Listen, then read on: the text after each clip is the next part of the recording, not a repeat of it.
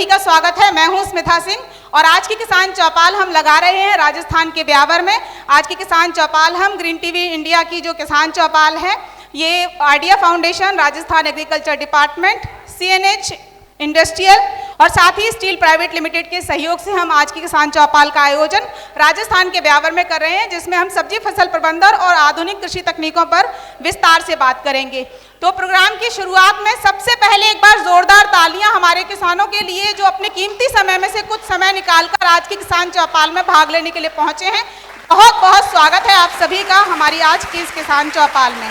और चलिए कार्यक्रम की शुरुआत करते हैं और मेहमान हैं जो हमारे, जो आपको इन विषयों से रूबरू कराएंगे, उनका भी स्वागत करते हैं, क्योंकि सभी लोग कुछ समय निकालकर इस किसान चौपाल में पहुंचे हैं और ऐसी आप उम्मीद कर सकते हैं कि अगले 2-3 घंटे में कुछ जरूरी महत्वपूर्ण जानकारियां जो खेती के भविष्य में आपके काम आएंगी, वो आप यहां से आज लेकर जाएंगे। तो मैं मंच पर स्वागत करूंगी, सबसे पहले आमंत्रित करूंगी वेलकम के लिए श्री संतोष कुमार तंवर सर हैं, assistant director agriculture extension Beawar Rajasthan से। सर, मैं आपका बहुत बहुत स्वागत है कार्यक्रम में। मैं स्वागत करना चाहूंगी श्री उपवन Shankar Gupta sir, ARO agronomy ATC Tabiji से। सर, आपका भी स्वागत है आज के कार्यक्रम में। मैं मंच पर स्वागत करना चाहूंगी गौरांग शर्मा सर हैं, टेरिटरी सेल्स मैनेजर राजस्थान से स्टील प्राइवेट लिमिटेड से। सर प्लीज मंच पर आएं, आपका भी बहुत बहुत स्वागत है कार्यक्रम में। तालियां बजा दीजिए। मैं स्वागत करना चाहूंगी Chandan Soni sir, territory manager CNHI से। सर प्लीज मंच पर आएं, आपका भी बहुत बहुत स्वागत है कार्यक्रम में। मैं स्वागत करना चाहूंगी मीनाक्षी जैन मैम हैं, AO एग्रीकल्चर डिपार्टमेंट ब्यावर से। मैम प्लीज मंच पर आएं, आपका भी बहुत बहुत स्वागत है कार्यक्रम में। और महिला शक्ति के सम्मान में एक बार जोरदार तालियां तो बनती हैं। कि डॉक्टर SK शर्मा सर हैं, रिटायर्ड प्रोफेसर एंटोमोलॉजी KV के अजमेर से। सर प्लीज मंच पर आएं, आपका बहुत बहुत स्वागत है कार्यक्रम में। तालियां बजा दीजिए। मैं स्वागत करना चाहूंगी श्री सचिन कापड़े सर हैं, deputy director agriculture chemistry Ajmer से। सर प्लीज मंच पर आएं, आपका भी बहुत बहुत स्वागत है कार्यक्रम में। तो हमारे सभी मेहमानों का बहुत बहुत स्वागत है कार्यक्रम में। और चलिए कार्यक्रम में एक खास विषय पर बात करते हैं। विषय है चना। कितने किसान यहाँ पर चने की खेती करते हैं? हाथ उठाएंगे एक बार। चना उत्पादक किसानों को ये जानकारी हो कि कैसे आप अच्छा गुणवत्ता युक्त चना पैदा करें, कैसे उत्पन्न करें, कैसे एक अच्छा प्रोडक्ट आपको मिले जो किसान को बाजार में उसका अच्छा मूल्य भी मिल सके। तो सभी चना उत्पादक किसानों के लिए ये महत्वपूर्ण जानकारी, और इस विषय पर जानकारी देने के लिए मैं मंच पर आमंत्रित करना चाहूंगी श्री उपवन शंकर गुप्ता सर हैं, ARO एग्रोनॉमी ATC तबीजी से। सर प्लीज मंच पर आएं और हमारे किसानों को बताएं कि कैसे वो अच्छा गुणवत्ता युक्त चना उत्पादन कर सकते हैं जिसका बाजार में उन्हें अच्छा मूल्य मिल सके। और एक बार जोरदार तालियां बजा दें सर के स्वागत में। और सर जो जानकारी आपको देंगे उसे ध्यान से सुनिएगा, क्योंकि सर की स्पीच के बाद एक सवाल आपसे पूछा जाएगा और जो उसका सवाल का सही जवाब देंगे उन्हें ग्रीन टीवी की तरफ से कुछ इनाम दिया जाएगा। सभी किसान भाइयों जो अभी पधारे हैं इस कार्यक्रम में, जो एक कृषि का प्रशिक्षण कार्यक्रम रखा है, इसमें सब आप अमूल्य समय निकाल के पहुँचे हैं, इसके लिए आपको बहुत बहुत धन्यवाद। इससे आपकी यहाँ उपस्थिति ये दर्शाती है कि आप कृषि के प्रति कितने जागरूक हैं और कितनी आपको कृषि के बारे में सीखने की जिज्ञासा है, ये आपकी यहाँ पे उपस्थिति दर्शा रही है। क्योंकि किसान भाइयों, इस समय आप सभी के खेतों के अंदर सरसों, गेहूँ, जो चना वगैरह खड़ा है, और अभी आप जानते हैं जैसे चने के अंदर फूल आने के बाद फलियाँ लगने लगी है, सरसों के अंदर भी फलियां आने का समय हो गया है, गेहूं के अंदर भी फूल आने लग गए, बाली बाहर निकल गई है। ठीक है, तो ये ऐसी अवस्था है जहाँ पे किसान पानी देने के, ये स्प्रे करने के काम करता है, छिड़काव करने के काम करता है। ऐसे समय में भी आप समय निकाल के इस प्रशिक्षण में पधारे हैं, इसलिए आपका बहुत बहुत धन्यवाद। साथ में मैं जो इस कार्यक्रम को स्पॉन्सर्ड कर रहे हैं ग्रीन टीवी, इनका भी बहुत बहुत धन्यवाद प्रस्तुत करना चाहूँगा कि इन्होंने ब्यावर को चुना इस कार्यक्रम के लिए। आप किसान भाइयों खेती के अंदर जितने जागरूक होंगे, मीडिया से जितने जुड़े रहेंगे, उतनी ही आपको जानकारी खेती से संबंधित मिलेगी। आपको पता है, एक उत्पादन तकनीकी नहीं, आजकल खेती की जो मार्केटिंग है वो भी सारी की सारी मीडिया के द्वारा संचालित की जाती है। मीडिया से जो जुड़ा रहता है उसको खेती के भाव, खेती की मंडी, कहाँ पे खेती का जो उत्पादन है बेचा जाए, ये सभी जानकारियाँ समय पे और सटीक समय पे प्राप्त होती है। उत्पादन तकनीकी के साथ साथ मौसम की सभी जानकारियां आपको मीडिया के द्वारा प्राप्त होती है, चाहे मोबाइल से जुड़े, चाहे टीवी से जुड़े, किसी चैनल से जुड़े। लेकिन ये बहुत ज़रूरी है किसान इसके लिए जागरूक रहे। अगर किसान मीडिया से, आजकल सोशल मीडिया से जुड़ के नहीं रहेगा, संचार तंत्र से जुड़ के नहीं रहेगा, तो वो कहीं ना कहीं पीछे रह जाएगा। उसको ये भी पता नहीं रहेगा उत्पादन करने के बाद भी कि मैं मेरे उत्पादन को कहाँ पे अच्छी रेट पे बेच सकता हूँ। तो किसान भाइयों, इसके साथ अपन शुरू करेंगे। मैं चने के बारे में जो आपको बताने जा रहा हूँ, चना एक हमारी दाल वाली फसल है, दलहनी फसल में आती है। दलहनी फसल में इसलिए आती है क्योंकि इसकी जड़ों के अंदर सबसे बड़ी विशेषता है गांठें पाई जाती है। आपने कभी देखा दलहनी फसलों के अंदर कौन कौन सी दलहनी फसलें हैं? मूंग है, मोठ है, उड़द है, चंवला है। इसके अलावा अभी जो ऊनाड़ू फसल है, चना है, इसके अलावा मटर है, फ्रेंच बीन है, मसूर है। ये अपने ऊनाड़ू की फसल है। और सियाड़ू की फसल कौन कौन सी है? मूंग, मोठ, उड़द, चंवला, ये सारी की सारी, अरहर, ये सियाड़ू की फसलें हैं। ऊनाड़ू और सियाड़ू तो आप जानते हैं ना। खरीफ रबी जानते हैं क्या? जानते हैं खरीफ रबी? खरीफ की फसल क्या होती है, रबी की फसल क्या होती है, जायद की फसल क्या होती है? अभी जो अपने फसल बोई गई है उसको हम, जैसे गेहूं बोया है, जौ बोया है, सरसों बोई है हमने, ठीक है, चना बोया है, जीरा बोया है, ईसबगोल बोया है। ये सारी की सारी फसल काहे की है? ऊनालू की फसलें हैं। क्योंकि इसका कटाई कब करेंगे? हम गर्मियों में करेंगे। सर्दियों में हमने बोया है और गर्मियों में कटाई करेंगे। और अगर हमारी भाषा में, पढ़ने वाले स्टूडेंट की भाषा में बोला जाए तो इसको काय की फसल बोलते हैं? रबी की फसल, जो सर्दियों में बोई जाती है और गर्मी में मार्च अप्रैल में काटी जाएगी। तो ये कहलाती है अपने रबी की फसल या ऊनालू की फसल। सियालू की फसल समझते हैं आप? सियालू की और रबी की फसल एक ही चीज़ होती है। सियालू की फसल क्या होती है? मई जून के अंदर बोई जाती है और सर्दी में काटी जाती है, नवंबर दिसंबर में काटी जाती है फसल। आप मूंग, मोठ, उड़द, चंवला कब बोते हैं? गर्मियों के अंदर बोते हैं, जब हमारा मानसून आ जाता है। जून के अंदर, जुलाई के अंदर अपन बुआई करते हैं। और काट कब लेते हैं? सितंबर अक्टूबर में, सर्दियाँ चालू होती है तब, ठीक है। तो उसको क्या कहते हैं? सियालू की फसल कहते हैं। जायद की फसल जानते हैं? जायद किसे कहते हैं? बताएंगे जायद कौन सी होती है फसल? कोई एक किसान बताओ, हाथ खड़ा करो, जायद की फसल। हाँ, किसे कहते हैं? वेरी गुड, आप सब जान रहे हो। अपन जो मार्च में, फरवरी मार्च में जो फसलें बोते हैं, जैसे अपन तरबूज है, खरबूजा है, ककड़ी है, लौकी है, तुरई है, जितनी भी कद्दू वर्गीय सब्जियां हैं, ये सारी की सारी, खीरा है, ये सारी की सारी जायद के अंदर बोई जाती है, कद्दू वर्गीय सब्जियां। और ये जो फरवरी मार्च का सीजन होता है, अपने यहाँ पे ज़्यादातर क्या बोलते हैं? रिजका बाजरी बोलते हैं, चारे के लिए, जानवरों के लिए। जायद के अंदर गर्मी होती है, जिसके खेतों में पानी होता है, उसको क्या बोलते हैं? जायद की फसल। तो खरीफ, रबी, जायद, ऊनाड़ू, सियाड़ू, ये मैंने आपको समझाया है कि क्या फसलें होती है। अब अपन बात करेंगे चने के बारे में। चने की एक दलहनी फसल है। कोई भी दलहनी फसल हो, उसकी क्या विशेषता होती है? इसकी जड़ों में गांठें पाई जाती है। गांठों में क्या होता है? राइजोबियम जीवाणु होते हैं। राइजोबियम जीवाणु क्या करते हैं? नाइट्रोजन का फिक्सेशन करते हैं, नाइट्रोजन का संचयन करते हैं। कहाँ से करते हैं? वातावरण की नाइट्रोजन से। वातावरण में, ऊपर आकाश में नाइट्रोजन बहुत ज़्यादा है, लेकिन वो पौधों को मिलती नहीं है। तो हम क्या करते हैं? नाइट्रोजन के लिए पैसा खर्च करते हैं। पैसा कैसे खर्च करते हैं? उर्वरक लेके आते हैं। उर्वरक यानी कि यूरिया, डीएपी, ठीक है, ये हम लाते हैं और खेतों में डालते हैं। उससे हमारे खेतों में नाइट्रोजन मिलती है। नाइट्रोजन क्यों जरूरी होती है? खेतों की, फसलों की बढ़वार के लिए जरूरी होती है। कोई ऐसा किसान है क्या जो बिना यूरिया के खेती करता हो? है क्या कोई ऐसा किसान? बिना यूरिया के कर रहे हो? बहुत बढ़िया है, यानी कि आप जैविक खेती कर रहे होंगे। हाँ, बहुत बढ़िया है। ज़्यादातर किसानों का पैसा काहे पे खर्च हो रहा है? उर्वरकों पे खर्च हो रहा है। जो किसान जैविक खेती कर रहे हैं वो जैविक खाद डाल रहे हैं, यानी कि गोबर की खाद सबसे ज़्यादा डालते हैं। जैविक खादों में क्या आता है? गोबर की खाद है, मींगनी है, पोल्ट्री की खाद है, ढेंचा खाद है। ये जो डाल के कर रहे हैं, ये भी हम नाइट्रोजन पूर्ति के लिए करते हैं। नाइट्रोजन जैविक खादों से बहुत कम मात्रा में मिलती है और किसानों को तुरंत असर चाहिए, तो वो क्या करते हैं? यूरिया डालते हैं खेतों में और डीएपी डालते हैं। यूरिया से कितनी प्रतिशत नाइट्रोजन आती है? यूरिया में 46%। कट्टे पे लिखा हुआ देखो कितना लिखा होगा? नाइट्रोजन 46%।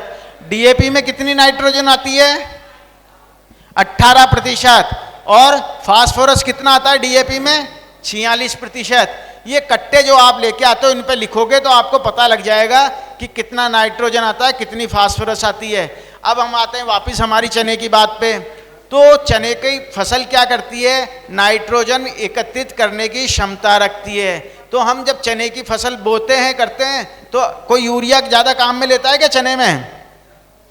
चने में ज़्यादा काम में लेते हो यूरिया, गेहूं में काम में लेते हो?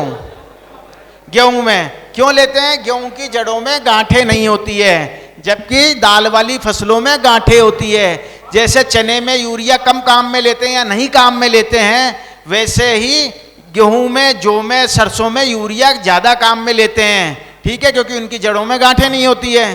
तो किसान लोग गेहूं और ये इसमें यूरिया ज़्यादा काम में लेंगे, चना, मूंग, मोठ, उड़द, चंवला, गवार इनमें कम काम में लेंगे। गवार भी दलहनी फसल है, लेकिन दाल वाली फसल नहीं है, वो लेग्यूम की तो फसल है, इसकी जड़ों में तो गांठें होती है, लेकिन गवार को हम दाल नहीं कह सकते क्योंकि गवार खाने के काम में नहीं आती है। अब आप दाल वाली फसल समझ गए किसको कहेंगे? गवार को नहीं कहेंगे। गवार की जड़ों में गांठें होती है, लेकिन गवार खाने के काम में नहीं लेते हैं, इसलिए गवार को दाल वाली फसल नहीं कहेंगे, ठीक है। तो मैंने आपको दाल वाली फसल के बारे में समझा दिया। अब आता है अपना चना। चना एक हमारे यहाँ पे जो ऊनालू में बोई जाने वाली है, रबी में बोई जाने वाली फसल है, उसका सबसे ज़्यादा महत्वपूर्ण स्थान है। इसके अलावा जो दूसरी ऊनालू की फसल है जैसे मसूर है, फ्रेंच बीन है, मटर है, इसका ज़्यादा हमारे यहाँ एरिया नहीं है। सबसे ज़्यादा एरिया किसका है? चने का। तो इसलिए मैं चने के बारे में आज आपको बता रहा हूँ। हम चने के जो करेंगे इस पे इन पॉइंटों पे बात करेंगे। बुआई का समय क्या रहता है, उन्नत किस्में कौन कौन सी है, बीज की मात्रा कितनी है, बीज उपचार कैसे किया जाए, बुआई किस विधि से की जाए, उर्वरक कौन कौन से काम में लेवें, सिंचाई कब और कैसे की जाए, रोग नियंत्रण के लिए क्या किया जाए, कीट नियंत्रण के लिए क्या किया जाए और खरपतवार नियंत्रण के लिए क्या किया जाए। ये 10 बिंदु हैं। 10 बिंदु में से आप एक एक बिंदु भी इसका अगर देखेंगे ना तो जहाँ आपका प्रति हेक्टर 6.25 बीघा का, 1 हेक्टर कितने का होता है आपका? 6.25 बीघा का होता है। 6.25 बीघा में जहाँ आपके 20 क्विंटल चना होता है वहाँ पे 25-30 क्विंटल चना आराम से होगा अगर आप इन बिंदुओं को ध्यान से समझ लेंगे, सुन लेंगे तो। काबुली चना तो जानते हो, सफ़ेद वाला चना, भाव किसका ज़्यादा मिलता है? काबुली चने का। बाजार में काबुली चने का भाव ज़्यादा मिलता है। आजकल ठेले लग रहे हैं ना चाट के, छोले के, वो सब काबुली चने की चाट बनाते हैं, ठीक है ना, इस भूरे काले चने की चाट नहीं बनाते। तो काबुली चने की वैल्यू ज़्यादा है। इसके अंदर काबुल चने की किस्में कैसी है, उसके बारे में क्या, इस चने से भूरे अपने जो देशी चना है उससे क्या फ़र्क है, इस बारे में भी मैं आपको बताऊंगा। इसकी कौन सी किस्में हैं। अब मैं एक बार मेरा एमपी में खंडवा जाने का काम पड़ गया। एमपी में खंडवा के अंदर एक डॉलर चना है, काबुली चने की वैरायटी। वहाँ पे लोग बाग 70% किसान जो है काबुली चने की खेती करते हैं, चना करने वाले। काबुली चना इतना फेमस है वहाँ पे, और उस चने से अपना काफ़ी लंबा बढ़ता है, दाना मोटा होता है उसका, और भाव भी ज़्यादा मिलता है। और काबुली चने में खेती करने में थोड़ा पानी भी ज़्यादा लगता है। ऐसा नहीं है अपन यहाँ पे तो देशी चना करते हैं वो तो बिना पानी के भी हो जाता है, अपनी जिसके भारी मिट्टी है।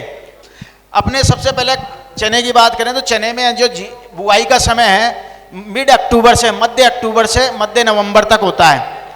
अपन ये सोचें कि सबसे बढ़िया समय क्या है, 15 अक्टूबर से 15 नवंबर तक का जो समय होता है, इसमें अपन ज़्यादातर चने की बुआई करते हैं। अगर अक्टूबर महीने के अंदर बरसात हो जाती है, मावट हो जाती है, तो एकाएक चने का एरिया बढ़ जाता है। आपको पता है जो जीरा बोने वाले लोग किसान भाई हैं, अगर अक्टूबर महीने के अंदर बरसात हो गई अच्छी खासी, कई बार बरसात हो जाती है, तो फिर वो जीरा बोते हैं क्या, फिर वो चना बोने की कोशिश करते हैं या सरसों बोने की कोशिश करते हैं। ताकि क्या, जीरे के लिए तो क्या बुआई करते हैं अपन, सूखी बुआई करके बाद में पानी देते हैं। लेकिन चने के अंदर बुआई कब करते हैं, जब खेत के अंदर पर्याप्त मात्रा में नमी होती है। और जो जिन खेतों में नमी नहीं होती वो क्या करते हैं, चने की पलेवा करके बुआई करते हैं। करते हो कि नहीं करते हैं, है ना। आप हाँ हुंकारा भरते जाओगे तो मेरे को समझाने में मजा आएगा, तो आप हुंकारा भर दो तो मेरे को कहानी कहने में मजा आएगा, ठीक है। तो अपन क्या करते हैं, चने की ज़्यादातर बुआई करते हैं, या तो मावट हो जाती है, गीली मिट्टी हो जाती है, नमी हो जाती है खेत में, तो अपन खेत की बुआई करते हैं, खेत में बुआई करते हैं। लेकिन जबकि जीरे की क्या है, खेत जब सूखा होता है जब हम बुआई करते हैं खेत और जीरा छांट के और पानी पिलाते हैं और खेत के अंदर गीले में बुआई करते हैं, ये फर्क आया है जीरे की और तो सबसे अच्छा समय 15 अक्टूबर से 15 नवंबर के बीच में भी अगर हम देखा जाए तो अक्टूबर का जो आखिरी सप्ताह होता है वहां पर चने की बुआई करना सबसे ज्यादा उपयुक्त रहता है। अब आप सोचोगे कि साहब एक ही ऐसा समय क्यों बता दिया, क्योंकि इस समय टेम्परेचर उपयुक्त हो जाता है और इसके अंदर सबसे अच्छी उपज प्राप्त हुई है अनुसंधानों के आधार पर, इसलिए हम अक्टूबर के अंतिम सप्ताह में इसकी बुआई करते हैं चने की, तो बहुत अच्छा रहता है। इसके अलावा है उन्नत किस्मों का चयन। RSG 888 अनुभव के नाम से है, RSG 895 अर्पिता के नाम से है, RSG 807, RSG 991, CSJ 515, RSG 974, GNG 1488 और RSG 974, RSG 896। ये कुछ विशेष ऐसी किस्में हैं जो कोई विशेष परिस्थितियों के विशेष इनकी विशेषताएं हैं, ठीक है। RSG 888 बहुत अच्छी उपज देती है, ये उकटा रोग के लिए, ब्लाइट के लिए ये रेजिस्टेंस वैरायटी है, ठीक है। इसी तरह RSG 895 ये सफ़ेद फूल वाली है, ज़्यादातर बैंगनी और नीले फूल आते हैं चने के अंदर, लेकिन ये एक ऐसी किस्म है जिसके अंदर सफ़ेद फूल पाए जाते हैं और इसकी उपज भी 20 से 25 क्विंटल प्रति हेक्टेयर तक आराम से हो जाती है, ठीक है। RSG 860 ये बहुत मोटे दाने वाली फसल होती है और किसान भाइयों अभी अपन बुआई की जो विधि है, बीज की मात्रा, उसके बारे में बात करेंगे। जैसे आपने देखा होगा, आप मूंगफली बोते हो क्या कभी? मूंगफली चौमासे में मूंगफली बोते हो? मूंगफली के अंदर दाना बारीक भी होता है और काजू जैसा मोटा भी गुली आती है और एक चने जैसा, काबुली चने जैसा दाना भी होता है। कितना फर्क आ गया मूंगफली के दाने में। उसी तरह से चने के दाने में फर्क होता है। जो देशी भूरा चना होता है C235 जैसे किस्म है, उसकी चनी एकदम बारीक होती है और ये जैसे 807 वाला चना है ये बहुत मोटा होता है। इनके 100 दानों का वजन अगर लिया जाए तो 28 से 30 ग्राम होता है 100 दानों का वजन, जबकि ज़्यादातर चनों के दानों का वजन है जो 15 ग्राम से भी नीचे होता है, दुगना मोटा होता है। तो ये मोटी मोटी विशेषताएं होती है चने की किस्मों की, ठीक है। इसके बाद आती है अपने काबुली चने की जैसे किस्में CSJ 6 है और BG 201 है। ये काबुली चने की किस्में, सफ़ेद चने की किस्में, आप इनको भी बो सकते हो। चने की बीज दर छोटे दाने वाली अगर किस्म है जिसके 100 दानों का वजन 15 से 20 ग्राम के बीच में आता है, तो आपको चना कितना बोना है? 50 से 60 किलो, 6.25 बीघा का, 6 बीघा का, यानी कि 1 बीघा का 10 किलो के आसपास बोना है। मध्यम दाने की किस्म है तो उसका 60 से 70 किलो बीज बोना है। मोटे दाने की किस्म है तो उसका 90 से 100 किलो बीज बोना है, जैसे मैंने RSG 807 बताई थी। और काबुली चना है तो 90 से 100 किलो बीज 1 हेक्टेयर का लगेगा। जिसके दाने मोटे होंगे उसके अंदर बीज ज़्यादा लगेंगे, क्योंकि दानों की संख्या हमें बराबर करनी पड़ेगी। और जिसके अंदर बीज बारीक होगा उसके अंदर दाने ज़्यादा आएंगे ना वजन में, तो उसके कम लगेगा, वजन कम होने के कारण इसमें कम लगेगा, ठीक है। तो कभी भी ऐसा मत सोचो कि बीज एक जैसा होगा, जैसा आप किस्म लेके आओगे उसके ऊपर निर्भर करेगा बीज कैसा बोना है। अपने ये बीज का उपचार है। बीज के अंदर आप देखोगे अपने अभी उकटा रोग लग रहा है, झुलसा रोग लग रहा है, तरह तरह के रोग लग रहे हैं। इसके अंदर एक आप सबसे बड़ी मोटी, अगर कोई भी खेती कर रहे हो, आप नियम बना लो कि हमको बीज उपचार के बिना कोई भी फसल नहीं बोनी है। आप इसको नियम बना के चलो, आपको बहुत फायदा होगा। और ये रामबाण औषधि है, अगर आप बीज उपचार करोगे तो आपका खर्चा आधा हो जाएगा। कार्बेंडाजिम 1 ग्राम प्रति किलो बीज, या ट्राइकोडर्मा जैविक, जो जैविक खेती जैसे वो कर रहे हैं, वो 8 से 10 ग्राम बीज 1 किलो बीज के अंदर बीज से उपचार करें। इसके अलावा कीड़ों की रोकथाम के लिए दीमक लगता है, उसके अंदर जड़ काटने वाली सुंडी लगती है, या उसको ये तरह तरह की सुंडी लगती है, नीले रंग की सुंडी लगती है, अभी हरे रंग की इसके अंदर चने में अभी इस समय अवस्था में सुंडी आ जाती है। तो इसके लिए फिप्रोनिल 10 ml आप, या इमेडाक्लोपिड आप उसके अंदर काम में ले सकते हो। इसके अलावा राइजोबियम काम में लेना जरूरी है। गंधक और जिंक का घोल भी आता है, ये भी आप उसके अंदर 5 ml प्रति किलो बीज की दर से काम में लोगे तो आपके निश्चित रूप से उपज के अंदर बढ़ोतरी होती है। अगला करो, नेक्स्ट। बुआई की विधि। बीज अंतराल 30 से 10-15 सेंटीमीटर, उम्रे से उम्रे की दूरी 1 फुट के करीब अपने को रखनी है, और एक उम्रे में पौधे से पौधे की दूरी 15 सेंटीमीटर के आसपास रखनी है। अगर ये दूरी मेंटेन रहेगी तो इसके अंदर सांगना नहीं होगा, रोग कीड़े बीमारी नहीं आएंगे, निराई गुड़ाई आप आसानी से कर पाओगे। पौधों के अंदर हवा लगेगी, प्रकाश लगेगा, उपज बहुत अच्छी होगी। अगर बीज सांगना होगा तो फलियां कम आएगी, शाखाएं कम फूटेगी। बीज की गहराई 5 से 7 सेंटीमीटर तक रखते हैं। अगर अपन ये देखें आजकल जो गेहूं है, जैसे गेहूं की गहराई कम रखते हैं, लेकिन ये ऐसा है, चना जितना गहरा बोएंगे उतना ही ये अच्छा होगा, तो इसके 5 से 7 सेंटीमीटर तक की गहराई रखते हैं। उर्वरक 20 किलोग्राम नत्रजन और 40 किलोग्राम फास्फोरस और 30 किलोग्राम पोटाश प्रति हेक्टेयर की दर से देते हैं। इसकी पूर्ति करने के लिए क्या करते हैं, या तो 87 किलो डीएपी और 33 kilo muriate of potash. Muriate of potash जानते हो, नमक मिर्ची जैसा खाद आता है, ये दिया जाता है। ठीक है, कई किसान लोग म्यूरेट ऑफ पोटाश भी नहीं जानते, लेकिन हमारी ज़मीन में दिया जाना बहुत ज़्यादा ज़रूरी है। अगर हमारे पास ये उपलब्ध नहीं है तो फिर हम क्या कर सकते हैं, 40 किलोग्राम तो एसएसपी दे सकते हैं और उसके अंदर 33 किलो म्यूरेट ऑफ पोटाश दे सकते हैं। ये हम उसके अंदर देना चाहिए हमको। तो और इसके अंदर जिप्सम, हर फसल के अंदर जो भी दाल वाली फसल है 250 किलोग्राम जिप्सम वो दिया जाना चाहिए। ठीक है, ये मैं 1 हेक्टेयर का बता रहा हूँ, 6.25 बीघा की मात्राएं बता रहा हूँ। इसके अलावा अपन देखते हैं, अगर कोई किसान 19-19-19 ऐसे ये हैं घुलने वाले उर्वरक, जो किसान एडवांस हो गए हैं वो घुलने वाले उर्वरक का छिड़काव करते हैं। 5 ग्राम 1 लीटर पानी में मिला के अगर अपन फूल आने के पहले की अवस्था पे और फली सेट होने के बाद की अवस्था पे उपचार करेंगे तो इससे 10 से 20% उपज के अंदर वृद्धि होती है चने की। ठीक है, ये घुलनशील उर्वरक है, पानी में घुल जाता है। ये ड्रिप से भी लगा सकते हैं और छिड़काव करके भी इसको लगा सकते हैं। और किसान चने की खेती भी आजकल ड्रिप के ऊपर कर रहा है। सिंचाई, चने के अंदर 2 सिंचाई अगर हम कर रहे हैं तो पहली सिंचाई 40 से 45 दिन पे करनी है फूल आने के पहले, और दूसरी सिंचाई जब फलियां सेट हो जाए तब हमको करनी है। और अगर एक ही सिंचाई है तो हमें 60 दिन पे एक सिंचाई देनी है चने के अंदर। अगर फूल आने के समय किसी ने पानी दिया तो उसके अंदर फूल का गिरने का या फूल झड़ने का ज़्यादा समस्या हो जाती है। फूल आने के बाद हमें सिंचाई नहीं करनी है, जब फली में दाना बनने लग जाए वापस दूसरी सिंचाई जब करनी है। ये अभी वर्तमान में ऐसी बीमारी आ रही है, उकटा रोग कहते हैं। जगह जगह खेत में टुकड़ों के अंदर पौधे सूखने लगते हैं, जब इनको खोल के देखेंगे तो जड़ के अंदर एक काली लकीर नजर आती है।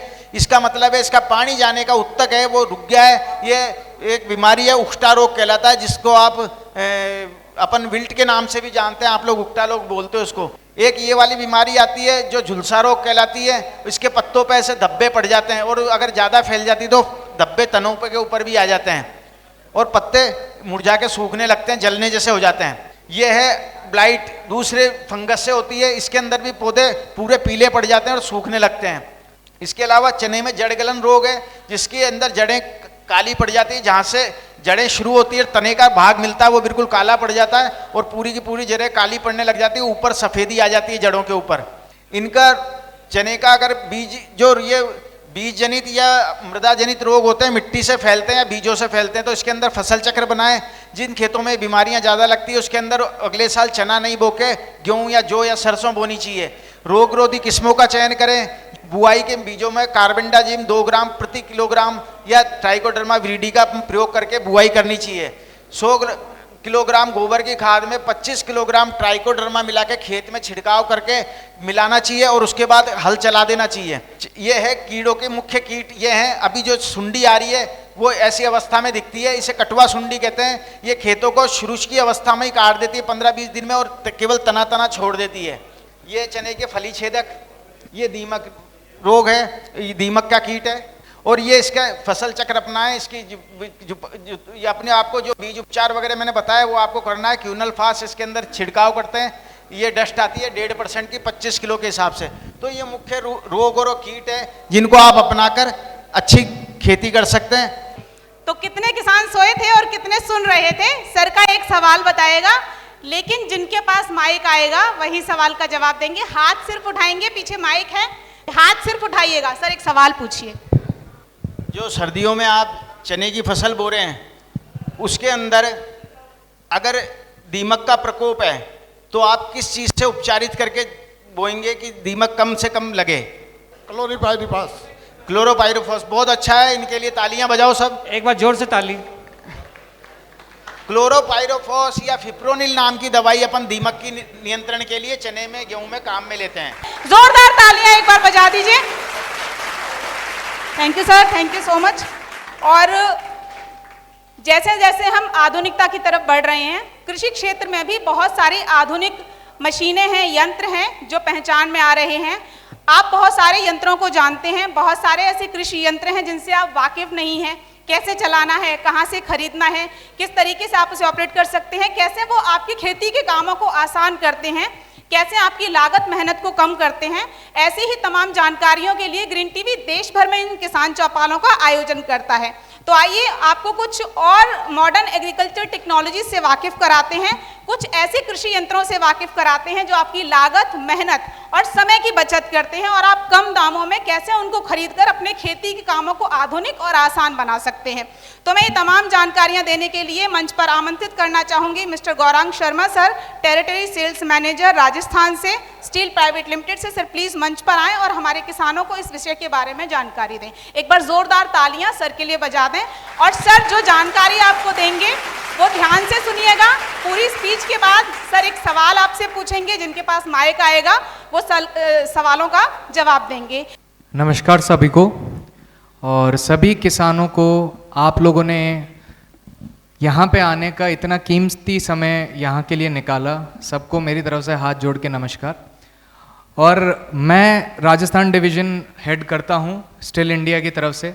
स्टील कंपनी सभी आधुनिक उपकरण बनाती है, जिसके अंदर सभी प्रकार के उपकरण, जैसे अपन आगे धीरे धीरे प्रेजेंटेशन चलेगी उसमें अपन देखेंगे। आप लोगों ने बाहर मशीन भी देखी है कुछ किसानों ने, तो धीरे धीरे एक एक करके अपन सारी चीज़ें देखेंगे। सबसे पहले कंपनी के बारे में, ये जर्मनी की कंपनी है, इंडिया के अंदर 1926 के बाद से ऑपरेशंस में है। 1926 में सबसे पहले इस कंपनी का इजाद जर्मनी में हुआ था।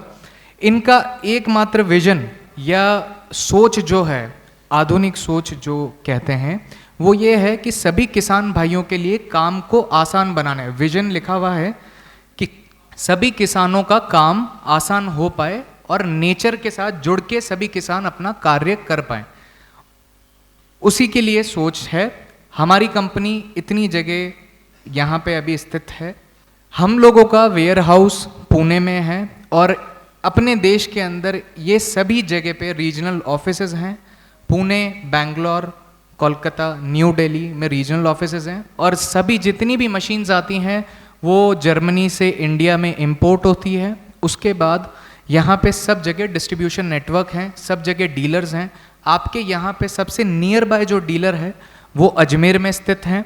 सभी तरीके की सर्विस और सभी तरीके के पार्ट्स उसके आपको अजमेर में व्यवस्थित रूप से मिल सकते हैं। ये सारे प्रोडक्ट हमारी कंपनी बनाती है। सबसे पहला फॉरेस्ट्री और प्लांटेशन, जिसके अंदर पेड़ काटने वाली जो भी मशीन चाहिए, ज़रूरत के लिए रहती है। किसान को हो गए, डिपार्टमेंट हो गए, सभी पेड़ काटने वाली मशीन हो गई। गार्डन और लैंडस्केपिंग वाली मशीन्स, जिसके अंदर बड़ी बड़ी हैजेस होती हैं उसको काटने के लिए। एग्रीकल्चर से संबंधित हमारे उपकरण आते हैं और क्लीनिंग रेंज, साफ सफाई के लिए हमारे उपकरण आते हैं। फॉरेस्ट्री के अंदर अगर आप देखेंगे, ये चेन सॉ हैं। चेन सॉ पेड़ को नीचे से काटने के लिए, कुछ किसानों का मुझसे प्रश्न था, मुझसे संपर्क सबने किया था कि हमने एक छोटी मशीन रख रखी है डालियों को काटने के लिए। तो ये बड़ी वाली मशीन होती है जो बड़े पेड़ जो नीचे से जड़ से काटने होते हैं उसके लिए ये मशीन है। वो लीफ ब्लोअर जो आप दूसरे नंबर पे देख रहे हैं वो लीफ ब्लोअर होता है, जो पत्तियां कहीं पे ड्राई पत्तियां होती है उसको उड़ाने के लिए। उसका काम आग से, मतलब आग को फैलने से रोकने में भी उस मशीन का काम आता है। वो ब्रश कटर है। मैं आगे आने वाली स्लाइड्स में आप लोगों को वीडियो के माध्यम से भी कोशिश करूंगा कि ज़्यादा आप लोगों के लिए आसानी हो। उसके बाद पौधों के ऊपर जो भी अपनी फसलें हैं, जैसा सर ने बताया, फसलों के ऊपर दवाई छिड़काव करने के लिए मशीन है।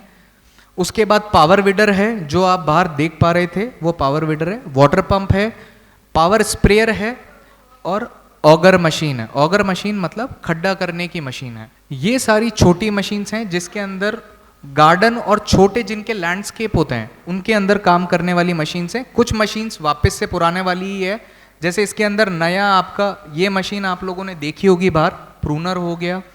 एक आप लोगों का लॉन मूवर होता है जो घास को काटने में काम आती है। ये सर पावर स्प्रेयर हो गया, ब्रश कटर हो गया, मिनी वीडर जो कुछ किसानों का प्रश्न था वो छोटी वाली मशीन क्या काम आती है। तो कभी कभार कुछ फसलें ऐसी होती है जिसके बीच के अंदर 1 फीट का ही दायरा होता है, वहाँ पे ना आपका ट्रैक्टर चलेगा, हाथ से ही लोग बाग साफ सफाई या सभी तरीके की वीडिंग जिसे कहते हैं खरपतवार को हटाना, वो काम करते हैं। वहाँ पे वो वाली मशीन काम आती है। चाहे आपको मिट्टी को भी वापस मोड़ना है या किसी भी प्रकार का कार्य करना है, छोटी मशीन काम आती है 1 फीट के दायरे के अंदर काम करने के लिए। वो मिस्ट ब्लोअर हो ही गया, ये सारी मशीन्स हैं। ये क्लीनिंग रेंज है जिसके अंदर सभी तरह के प्रेशर वॉशर्स, प्रेशर क्लीनर्स और सभी तरीके के वैक्यूम क्लीनर्स हम लोगों की कंपनी बनाती है। और जितना भी जो भी मशीन्स आती हैं सब के अंदर अलग अलग वारंटीज़ हैं। किसी में 2 साल की कंपनी वारंटी देती है, किसी में 1 साल की वारंटी है। तो जैसे जैसे आगे कभी चलेंगे या हम लोगों की स्टॉल भी सामने लगी है, हम लोग ये इवेंट के बाद एक डेमोन्स्ट्रेशन भी प्लान कर रहे हैं जो पीछे थोड़े से एक दायरे में आप लोगों को मशीन चला के भी दिखाएंगे, जिससे आप लोगों को इस चीज़ का अनुभव हो कि ये मशीन काम किस तरीके से करती है। एक तो होता है कि बोलने से चीज़ का पता चले, एक होता है जब आप मशीन को देखेंगे चलते हुए तो थोड़ा सा आपको महसूस होने का पता चलेगा कि मशीन काम किस तरीके से करती है। नेक्स्ट, ये एक वीडियो है, आप प्लीज़ इस वीडियो को देखिए। अरे भैया काहे जगा दिया, आराम से सपना देख रहा था। सपना पूरा करना है तो सोने से काम नहीं चलेगा। जो किस्मत को जगाने के लिए खुद कोशिश करते हैं, मैं हमेशा उनकी मदद करता हूँ। कब तक पुरानी तकनीक से चलते रहूं? तरक्की करनी है तो जर्मन तकनीक वाले स्टील उपकरणों को अपनाना पड़ेगा। समझ गया सोनू भाई, परिवर्तन तो मैं ला के रहूंगा और अपने सपनों को भी जरूर पूरा करूंगा।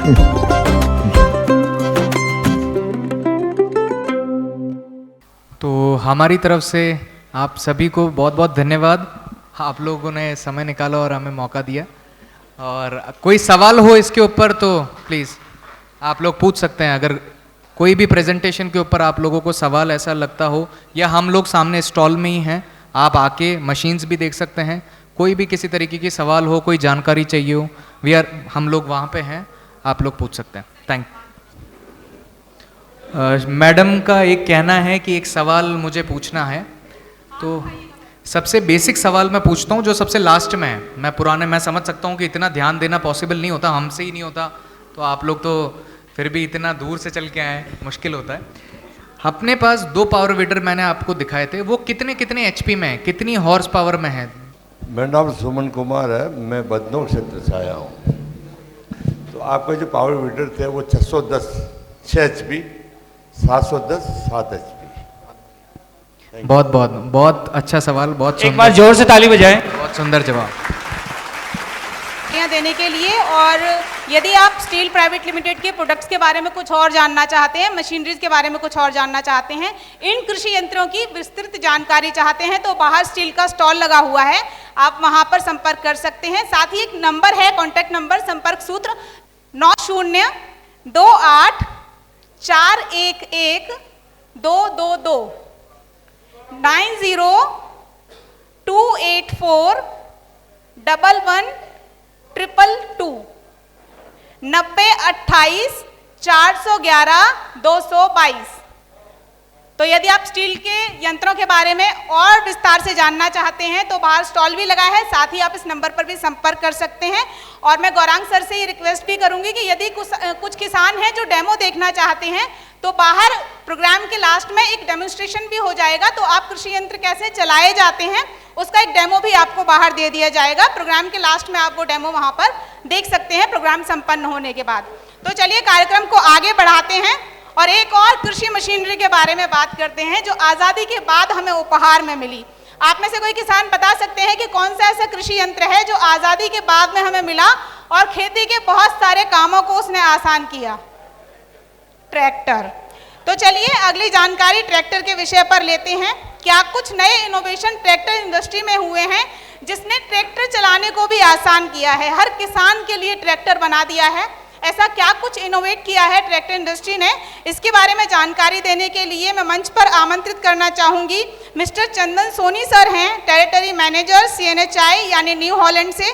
सर प्लीज़ मंच पर आएँ और हमारे किसानों को इस विषय के बारे में बताएं। और सभी किसान ध्यान से सुनेंगे, सर जो भी जानकारी आपको देंगे वो नोट डाउन करिएगा। पूरे स्पीच के बाद एक सवाल सर पूछेंगे और सवाल का जो सही जवाब देंगे उन्हें एक इनाम दिया जाएगा।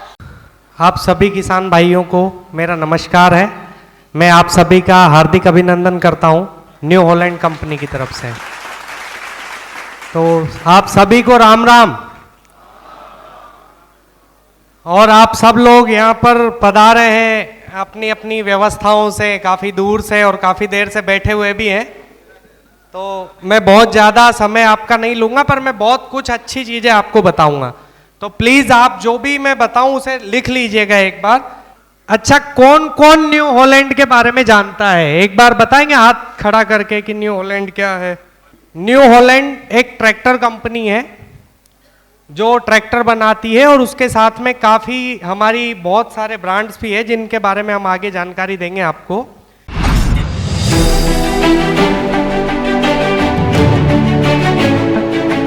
न्यू हॉलैंड, हर किसान की असली ताकत, दे किसान को ऊंची उड़ान। New Holland, global company CNH की बुलंद पहचान। CNH विश्व भर में अपनी 42 मैन्युफैक्चरिंग फैसिलिटीज के साथ 170 देशों में लिख रहा है विकास का नया इतिहास, जिसकी सालाना आय है 2 लाख करोड़ रुपए।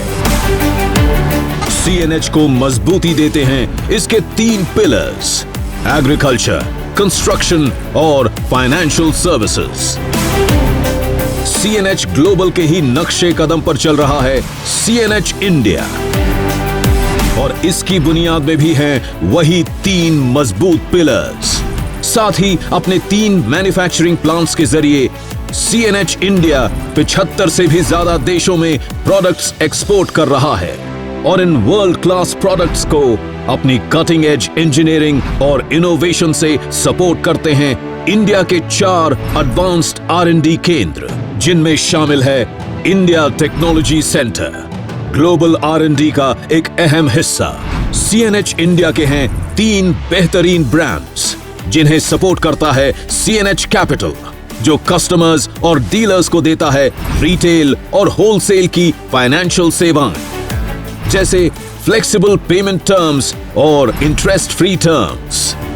CNH इंडिया का कंस्ट्रक्शन ब्रांड केस कंस्ट्रक्शन, जो अपने क्षेत्र में एक जाना माना नाम है, और एग्रीकल्चर ब्रांड्स में शामिल है केस IH, जो भारत में मैकेनाइज्ड शुगर हार्वेस्टिंग की शुरुआत के लिए विख्यात है, और न्यू हॉलैंड, जो ट्रैक्टर्स, हार्वेस्टर्स, इंप्लीमेंट्स और बेलर्स जैसी एग्रीकल्चरल मशीन्स का है चैंपियन। 125 सालों से दुनिया भर के किसानों के दिलों पर राज कर रहा है न्यू हॉलैंड। भारत में न्यू हॉलैंड ट्रैक्टर्स की मैन्युफैक्चरिंग की शुरुआत हुई 1998 से। अपने शुरुआती दिनों से ही न्यू हॉलैंड ने भारत की फार्मिंग को बनाया है आसान और फायदेमंद। भारतीय कृषि की जरूरतें बदल रही हैं, उसी के हिसाब से न्यू हॉलैंड अपनी वर्ल्ड क्लास टेक्नोलॉजी से इंस्पायर्ड होकर भारत में ला रहा है नई टेक्नोलॉजी से सुसज्जित प्रोडक्ट्स। न्यू हॉलैंड आप तक लाता है आपकी कृषि और कमर्शियल एप्लीकेशंस के मुताबिक हर सेगमेंट के ट्रैक्टर्स। भारत की जमीन भारत की ही तरह डाइवर्स है। इसका भूगोल, मिट्टी और फसल सब में बहुत भिन्नता है। न्यू हॉलैंड ये समझते हैं, तभी तो है इसके पास हर प्रकार की एग्रीकल्चरल मशीनरी। मिट्टी चाहे गीली हो, सूखी हो, नर्म हो या कठोर, और फसल चाहे धान हो, गेहूं हो, गन्ना हो या कपास, न्यू हॉलैंड ऐसे हर हालात को ध्यान में रखते हुए आपके हर काम के लिए लाते हैं सर्वोत्तम प्रोडक्ट्स। कृषि के लिए भूमि तैयार करनी है या बुआई, कटाई करनी है या कटाई के बाद होने वाले कृषि कार्य, अब रहिए बेफिक्र। न्यू हॉलैंड के पास है हर समाधान।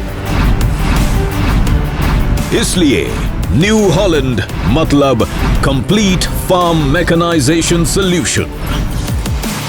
न्यू हॉलैंड अपने 500 से भी अधिक डीलर्स के साथ कस्टमर्स की हर मुश्किल को बनाते हैं आसान। तभी तो आज 5 लाख से भी ज्यादा कस्टमर्स न्यू हॉलैंड परिवार का अटूट हिस्सा हैं। न्यू हॉलैंड, भारतीय किसान की पहचान। तभी तो है ये हर किसान का अभिमान। न्यू हॉलैंड जो है नीदरलैंड की कंपनी है, बेसिकली यूरोपियन कंपनी है ये, और भारत में जो व्यापार है ये 1960 से कर रही है। 10 ब्रांड हमारे आते हैं, 10 तरीके की हम चीजें बना रहे हैं। 42 हमारी मैन्युफैक्चरिंग यूनिट्स है, यानी हमारे अगर हम अक्रॉस वर्ल्ड देखें तो 42 प्लांट है। 49 हमारे रिसर्च एंड डेवलपमेंट सेंटर है, लगभग 50 जगह ऐसी है जहां पे हम रिसर्च करते हैं। और 5 कॉन्टिनेंट यानी 5 महाद्वीपों में हमारी उपस्थिति है। 170 देशों के मार्केट में हम उपस्थित हैं और 40,000 से ज़्यादा हमारी कंपनी में एम्प्लॉय है। तो हम अगर इंडिया की बात करें तो हम 3 सेगमेंट में यहाँ पर काम कर रहे हैं और उन 3 सेगमेंट से हम 2 लाख करोड़ का रेवेन्यू जनरेट करते हैं। उसमें मेनली है एग्रीकल्चर, जो खेती से संबंधित है, जिसमें हम 74% हमारी इनकम जो है वो खेती के सामान बेचने से होती है, जैसे ट्रैक्टर हो गया है, कुछ रोटावेटर्स हैं, शुगर केन हार्वेस्टर्स है, ये सब है। उसके बाद 16% हम जो है कंस्ट्रक्शन इक्विपमेंट से कमाते हैं, जैसे केस की मशीनें देखी होगी सबने, एक्सीवेटर सारी लगभग केस की आती है। और उसके बाद में हमारा जो फाइनेंशियल है, जिससे हम लोन देते हैं किसानों को, उससे भी हम कुछ इनकम कमाते हैं, लगभग 10% उससे कमाते हैं। अगर हम जर्नी की बात करें कि न्यू हॉलैंड ने कैसे जर्नी स्टार्ट करी, तो हमने सबसे पहले यहाँ पर, हम बाहर की कंपनी थे तो पहले हाथ मिलाया एस्कॉर्ट्स से 1969 के अंदर, 1970 से 1 साल पहले। और 1971 में आप लोगों ने देखा होगा फोर्ड 3600 करके हमारा ट्रैक्टर आ गया था। फोर्ड 3600, फोर्ड 3630 आप सभी ने देखा होगा, सुना होगा। उसके बाद में 1998 में हम लोगों ने हमारा प्लांट जो है वो ग्रेटर नोएडा में स्थापित किया, न्यू हॉलैंड के नाम से ही। 1998 में ही हमने केश जो है, केश मशीन है, वो जॉइंट वेंचर में प्लांट स्थापित किया पीथामपुरा में। 2001 में, पहले हम जब 1998 से 2001 की जर्नी देखेंगे, हम केवल बड़े हॉर्स पावर के ट्रैक्टर बनाते थे। हम 40 हॉर्स पावर, 42 हॉर्स पावर ये ट्रैक्टर नहीं बनाते थे। तो उसके बाद जब हम 2001 में आए तो हमने 42 हॉर्स पावर का पहली बार ट्रैक्टर बनाया, ठीक है। 2001 के बाद में 2008 में हमने जो है क्रॉप, आप जब गेहूं की फसल काट लेते हैं तो नीचे नौलाई बच जाती है, नौलाई बोलते हैं, क्या बोलते हैं उसको, नौलाई बोलते हैं ना, हाँ। नौलाई जो है, नौलाई काटने के बाद में नौलाई जो बच जाती है फिर उसे काट लिया जाता है रीपर से। काटने के बाद में क्या होता है, वो वहां पे फैल जाती है। तो फैलने के बाद में अब अपने यहाँ पे उसका काम कम होता है। बाकी पंजाब वगैरह में पराली जलाने पे बैन है, तो वहां पे क्या करते हैं, उस पराली को काट करके इकट्ठा कर लेते हैं और बाद में पशुओं को खिलाने के काम आता है। तो उसे इकट्ठा करने के लिए उसे एक बेलर मशीन की जरूरत होती है, जिसमें वो बड़ी बड़ी बेल्स यानी स्क्वायर के ब्लॉक्स बन जाते हैं उसके, वो इकट्ठा होके और उस पर गांठ लग जाती है, तो वो हमारा काम आता है बेलर। तो उसे बेलर को हमने बनाया था 2008 में। 2010 में हमने शुगर केन हार्वेस्टर, गन्ने को हार्वेस्ट करने के लिए एक मशीन आती है, जैसे कंबाइन हार्वेस्टर आती है वैसे ही शुगर केन हार्वेस्टर भी आती है। 2017 में हमने आपके लिए केश की कंबाइन, आप सबने सुनी होगी, बहुत प्रचलित है हमारी, वो मशीन हमने बनाई। फिर उसके बाद अगर देखा जाए 2018 में हमने किसानों के लिए सस्ते लोन बांटने के लिए एक CNH कैपिटल को एस्टैब्लिश किया। फिर उसके बाद 2020 तक हम 5 लाख ट्रैक्टर बेच चुके हैं इंडिया में और भारत के अदर जगहों, भारत के बाहर भी। 2019 में हमने AC कैबिन वाला ट्रैक्टर लॉन्च किया। 2021 में हमने 50,000 जो ट्रैक्टर बने एक साल में, ऐसा प्लांट स्थापित कर दिया भारत के अंदर। 2022 में जो है हमने एक टेक्नोलॉजी सेंटर गवर्नमेंट के साथ हाथ मिला के स्टार्ट किया है। और 2023 में हमें भारत में प्लांट लगाए 25 साल हो चुके हैं। ये न्यू हॉलैंड का कुछ ओवरव्यू था। उसके बाद अगर हम ट्रैक्टर की बात करें, जो जिसके लिए मैं मेनली आया हूं, जो डिपार्टमेंट में देखता हूं, तो ट्रैक्टर में हमारे पास 20 हॉर्स पावर से लेकर के 670 हॉर्स पावर तक के ट्रैक्टर है। ठीक है सर, 20 हॉर्स पावर का जो ट्रैक्टर होता है वो किसानों के काम आता है जब आप बगीचे की खेती करते हैं, और उससे बड़े ट्रैक्टर काम आते हैं धीरे धीरे अपनी जमीन की कंडीशन के हिसाब से। जहाँ जमीन ज़्यादा हार्ड होती है वहाँ 50 HP का ट्रैक्टर चलता है, जहाँ मीडियम होती है वहाँ 42-45 का चलता है, जहाँ पे बिल्कुल भुरभुरी मिट्टी होती है वहाँ 35 से 40 HP का चलता है। तो ट्रैक्टर जो है वो एक तो जमीन के अनुसार चलता है, दूसरा ट्रैक्टर चलता है इम्प्लीमेंट के अनुसार कि आप कौन सा पीछे इम्प्लीमेंट लगाना चाह रहे हो, उसके आधार पे ट्रैक्टर जज करना होता है। आप अगर 13 की कल्टी लगाएंगे तो आपको 50 हॉर्स पावर का ट्रैक्टर चाहिए, आप 9 की कल्टी लगाएंगे तो आपको 40 हॉर्स पावर का ट्रैक्टर चाहिए। यानी हम इम्प्लीमेंट पीछे क्या चला रहे हैं उसके आधार पे ट्रैक्टर का डिसाइड होता है। और अगर हम हार्वेस्टिंग की बात करें तो हमारे पास शुगर केन हार्वेस्टर है, बेलर है, आपका क्रॉप सॉल्यूशन के लिए कंबाइन हार्वेस्टर है, ये सब भी हमारी आती है। भारत क्यों जाना जाता है? सबसे बड़ा जो मेरा मानना है कि हम भारत में खेती क्यों होती है, बाकी देशों में भी तो हो सकती है बहुत ज्यादा खेती, पर अगर आप देखें तो भारत का सबसे बड़ा योगदान है खेती में। सबसे ज्यादा भारत में जमीनें परसेंटेज वाइज जिस पे खेती की जाती है वो है 83.6%, यानी लगभग 84% जमीन हमारी भारत में ऐसी है जिस पे हम खेती कर सकते हैं। तो ये सबसे बड़ा भारत के साथ में है। हम विश्व में दूसरे नंबर पे हैं दालों को प्रोड्यूस करने में, दूसरे नंबर पे है चाय हम बेचते हैं, दूसरे नंबर पे चाय भी हमारी बिकती है। जूट जिसे आप सन बीजा बोलते थे, पहले बोते भी थे खेतों को अच्छा करने के लिए जिससे खेतों में खाद बन जाती है। आप में बुजुर्ग होंगे उन्होंने सबने बोया होगा सन बीजा, है ना, बोया होगा ताकि खेत जो है वो सर्दी की फसल में बढ़िया पैदावार दे, ये सब ने किया होगा। उसके बाद में फाइबर कॉटन, हमारा कपास भी जो है उसमें भी हम नंबर 2 पे है। अगर वर्ल्ड वाइड देखें हम पूरे विश्व में तीसरे नंबर पे हम गेहूं, चावल, मूंगफली और गन्ना, इसके उत्पादन में हम विश्व में तीसरे नंबर पे हैं।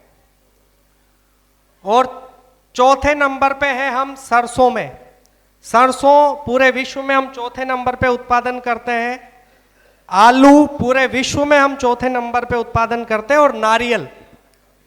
तो ये गर्व करने वाला विषय है कि हमारा भारत खेती में बहुत ज्यादा डोमिनेट करता है और खेती भारत की आत्मा है।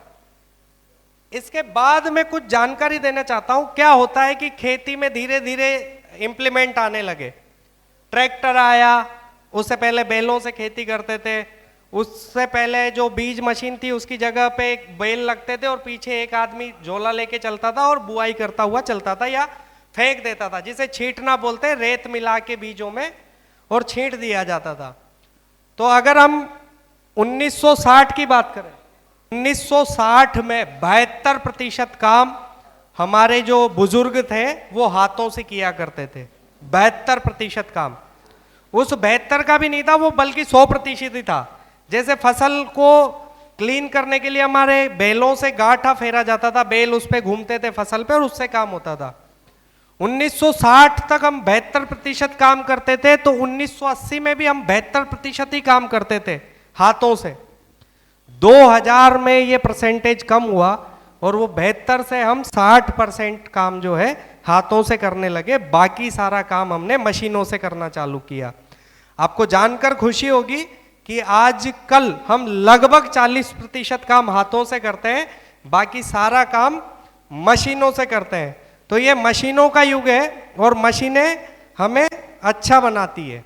मशीनों से काम क्यों करना चाहिए? जैसे आप बारिश की फसल बोते हैं, जिसे हम खरीफ की फसल भी बोलते हैं, खरीफ भी बोलते हैं। तो खरीफ की फसल में क्या होता है कि हमें 1 या 2 दिन का समय मिलता है बीज बोने के लिए। अगर हम बैलों से बोएंगे तो बारिश आ जाएगी और बीज हम समय पे नहीं बो पाएंगे। तो मशीन इसलिए जरूरी है क्योंकि हमें समय पर खेती करनी है, बारिश का पता नहीं है। दूसरी चीज, अगर हम बैलों से या किसी और चीज से करेंगे तो उसमें समय ज्यादा लगेगा, तो वो जमीन की नमी, अभी पानी की कमी है तो जमीन की नमियां चली जाती है। तीसरी चीज, हमारा जो है लेबर का भी इशू आने लग गया है, ये हमारे कुछ कारण है। और दूसरी चीज है कि हमारे जो पर्यावरण के इश्यूज है वो भी अपने साथ में है। ये हमारा ग्रेटर नोएडा का प्लांट है। भारत में ट्रैक्टर के 2 प्लांट है हमारे, एक हमारा पुणे में है और एक हमारा प्लांट है वो ग्रेटर नोएडा में है। भारत में हम 2 जगह ट्रैक्टर बनाते हैं। ये भारत में हम कुछ ट्रैक्टर बेच रहे हैं, उनके फोटोज हैं। भारत में हम 670 HP तक ट्रैक्टर नहीं बेचते हैं, बनाते जरूर हैं। भारत में हम 17 हॉर्स पावर से लेकर के 106 हॉर्स पावर तक के ट्रैक्टर बेच रहे हैं, क्योंकि यहाँ की जमीन के हिसाब से इतना ही सूटेबल है। और कॉमर्शियल पर्पज में भी ट्रैक्टर आता है तो वो भी इतना ही खूब बिकता है। अब मैं कुछ चीजें बताना चाहता हूँ कि न्यू हॉलैंड क्यों खरीदे, न्यू हॉलैंड में ऐसा क्या खास है। बहुत सारे लोग हैं, बहुत सारे यहाँ पे ट्रैक्टर होंगे, बहुत सारे अलग अलग ट्रैक्टर सभी के पास, आपके पास होंगे। न्यू हॉलैंड का पहला कारण है कि जब आप न्यू हॉलैंड ट्रैक्टर खरीदते हैं तो पहली चीज तो आपको फील आएगा कि ये काफी पुरानी कंपनी है। दूसरा, हम पूरी ट्रैक्टर जितनी भी कंपनियां हैं उनमें से अकेली ऐसी कंपनी है जो 6 साल की वारंटी देते हैं। बाकी कंपनियां अगर 6 साल की वारंटी देगी तो वो या इंजन की ही देगी। हमारे यहाँ पे इंजन, लिफ्ट और गियर, हम तीनों की वारंटी देते हैं, क्योंकि ट्रैक्टर का सबसे ज्यादा जो काम आता है वो लिफ्ट काम आती है। तो और लिफ्ट खर्चे वाली भी है, अगर आपकी खराब हो गई तो आपका खर्चा लगभग 40-50 हजार रुपये लग जाता है। तो किसान को सबसे पहली बचत है कि हम 6 साल की वारंटी देते हैं ट्रैक्टर में, लिफ्ट, इंजन और गियर की। दूसरा, हमारा गियर बक्सा जो है, जैसे आप बाकी कोई भी कंपनी लेंगे तो उसमें स्लाइडिंग मेश गियर बॉक्स मिलेगा या पार्शियल कांस्टेंट मेश मिलेगा। स्लाइडिंग मेश में क्या होता है, इस तरीके से आप देखो 2 गियर ट्रेन है, जब आप गियर डालते हो तो ये ट्रेन ऐसे ऐसे हिलती है। पर अगर आप कांस्टेंट मेश गियर बॉक्स लेते हैं तो ये ट्रेन अपनी जगह पे ही रहती है, इसके बीच में छोटे छोटे डॉग होते हैं, केवल वो शिफ्ट होते हैं। तो उससे क्या फायदा है कि आपका गियर खराब नहीं होगा। दूसरी चीज, आपकी इंजन ने जो ताकत पैदा की है वो इंजन की ताकत खराब नहीं होगी। घर्षण के कारण उसका जो कम होता है पावर, वो घर्षण के कारण पावर कम नहीं होगा। तीसरी, अब हम इंजन की बात करें तो हमारा इंजन जो है हम खुद बनाते हैं, FPT इंजन होता है। एक बहुत सारे आपसे कभी कोई ट्रैक्टर कंपनी बताएगी नहीं, भारत सरकार बुधनी में ट्रैक्टर की टेस्टिंग करती है। उस भारत सरकार जो रिपोर्ट जारी करती है उसमें एक चीज वो लिखती है SFC, स्पेसिफिक फ्यूल कंजप्शन।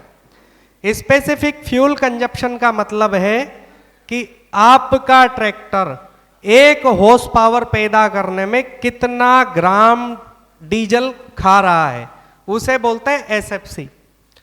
तो आप पूरी जितनी भी कंपनियां ट्रैक्टर की है उसमें सबसे कम SFC हमारा है, यानी हमारा सबसे कम ट्रैक्टर तेल खाता है। ये भारत सरकार द्वारा भी बताया गया है। उसके बाद आता है भारत की सरकार जो है एक और टेस्ट करती है PTO पावर का। PTO क्या होता है कि आपके जो ट्रैक्टर का थ्रेशर का काम आता है वहां PTO हमें चाहिए होता है, रोटावेटर चलाते हैं वहां पे PTO चाहिए होता है, और अल्टरनेटर या जितने भी ऐसे काम है जिनमें घुमाने का काम होता है किसी भी चीज को, तो वहां पे हम PTO का काम लेते हैं। बाकी किसी भी कंपनियों में हमसे ज्यादा बराबर HP में PTO नहीं है। जैसे अगर मैं एक उदाहरण के तौर पे भी बोलूं तो मेरा जो 37 हॉर्स पावर का ट्रैक्टर है उसमें जो PTO की ताकत आती है वो 34 हॉर्स पावर की आती है, जो किसी कंपनी में नहीं आती। मेरा जो 39 हॉर्स पावर का ट्रैक्टर है उसमें 37 हॉर्स पावर की PTO आती है। मेरा जो 42 हॉर्स पावर का ट्रैक्टर है उसमें लगभग 40 हॉर्स पावर की PTO ताकत आती है।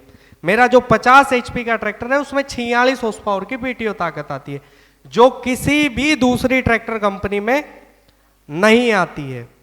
अब क्लच की बात करते हैं। बहुत सारे ट्रैक्टर होंगे, आप मेरे ट्रैक्टर बाहर खड़े हैं, आप हाथ से भी क्लच दबाएंगे तो दब जाएगा, क्योंकि हमारी कंपनी जो है वो सॉफ्ट टेक क्लच बनाती है। सॉफ्ट टेक क्लच जो गाड़ियों में आता है बिल्कुल वैसा ही क्लच होता है, यानी हाथ से भी उसको प्रेस करेंगे तो वो हाथ से भी प्रेस हो जाएगा।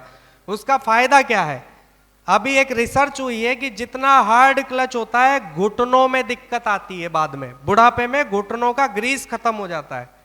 अगर आप हार्ड क्लच को बार बार प्रेस करेंगे तो घुटनों का ग्रीस खत्म हो जाएगा। घुटनों का ग्रीस खत्म हो जाएगा तो अपनी समस्या है, हम गोली और खाएंगे उसकी वजह से। तो इसलिए हमारी कंपनी जो है सॉफ्ट टेक क्लच यूज करती है, जो बाकी कोई कंपनी यूज नहीं करती है।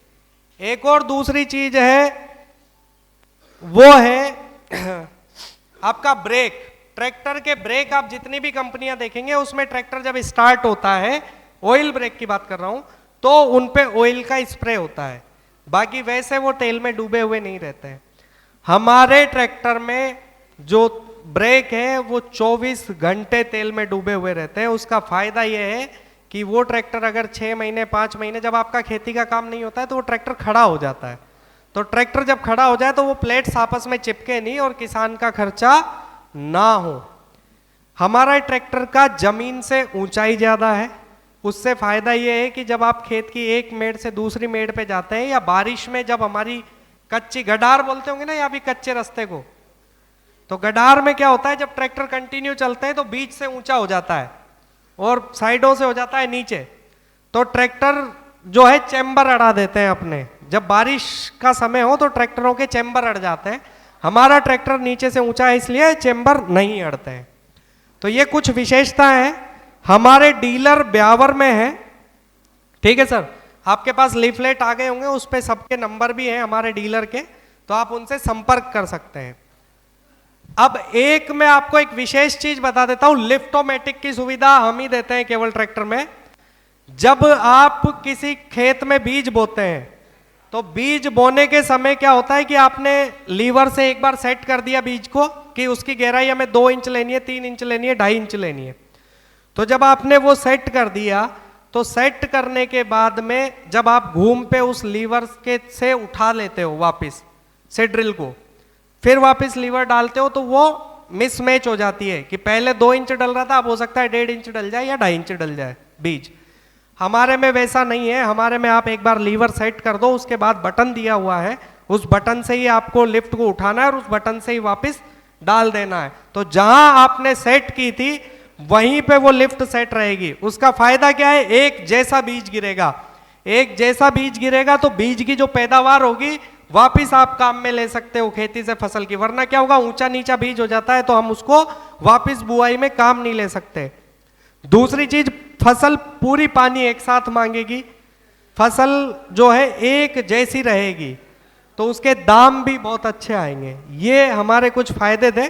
बहुत बहुत धन्यवाद आप सभी किसान भाइयों को, पुनः नमन, राम राम।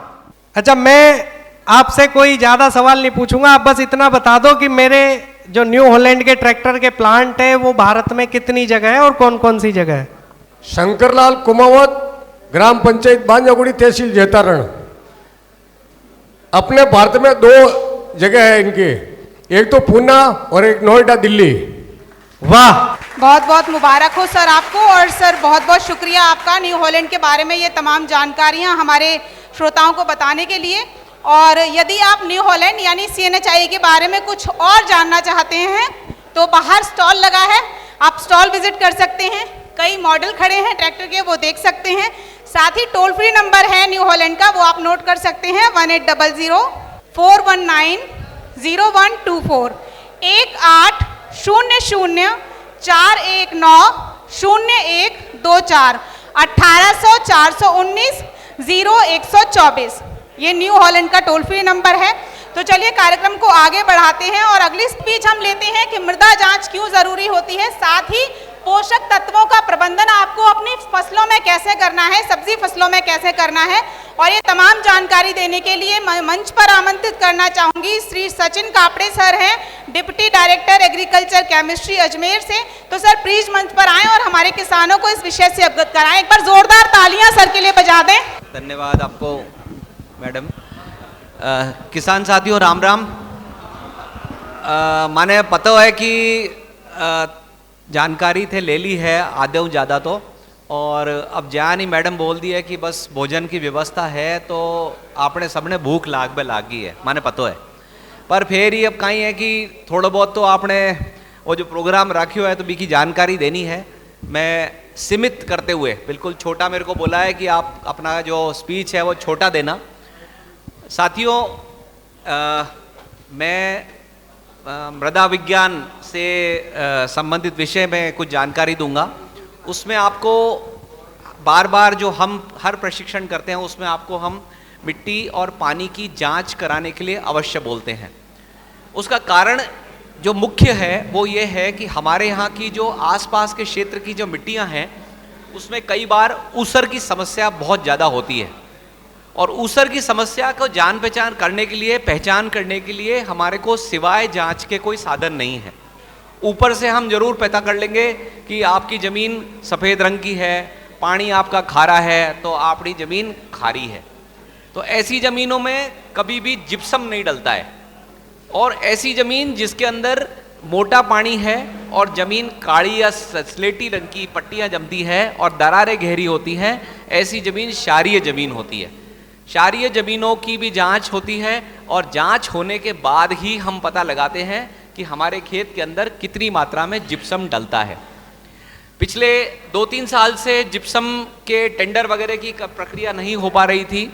इस वर्ष अभी अपनी प्रक्रिया शुरू हो चुकी है, और आपके जो कृषि पर्यवेक्षक और डब्ल्यू जो हैं अपने क्षेत्र के, आप उनसे कांटेक्ट करके, उनसे बात करके अपनी खेत के अंदर जिप्सम की जितनी आवश्यकता रबी में खरीफ में पड़ेगी उस हिसाब से आप जांच के लिए अपनी मिट्टी को जरूर देवें। अभी आप जांच के लिए मिट्टी देंगे तो आपकी रिपोर्ट समय रहते मिलेगी, और मई और जून में जब जिप्सम अपने को बारिश के पहले खेत के अंदर डालना है तो अपने को डालने में एक बहुत बड़ा समय रहते अपने को वो प्राप्ति हो जाएगी।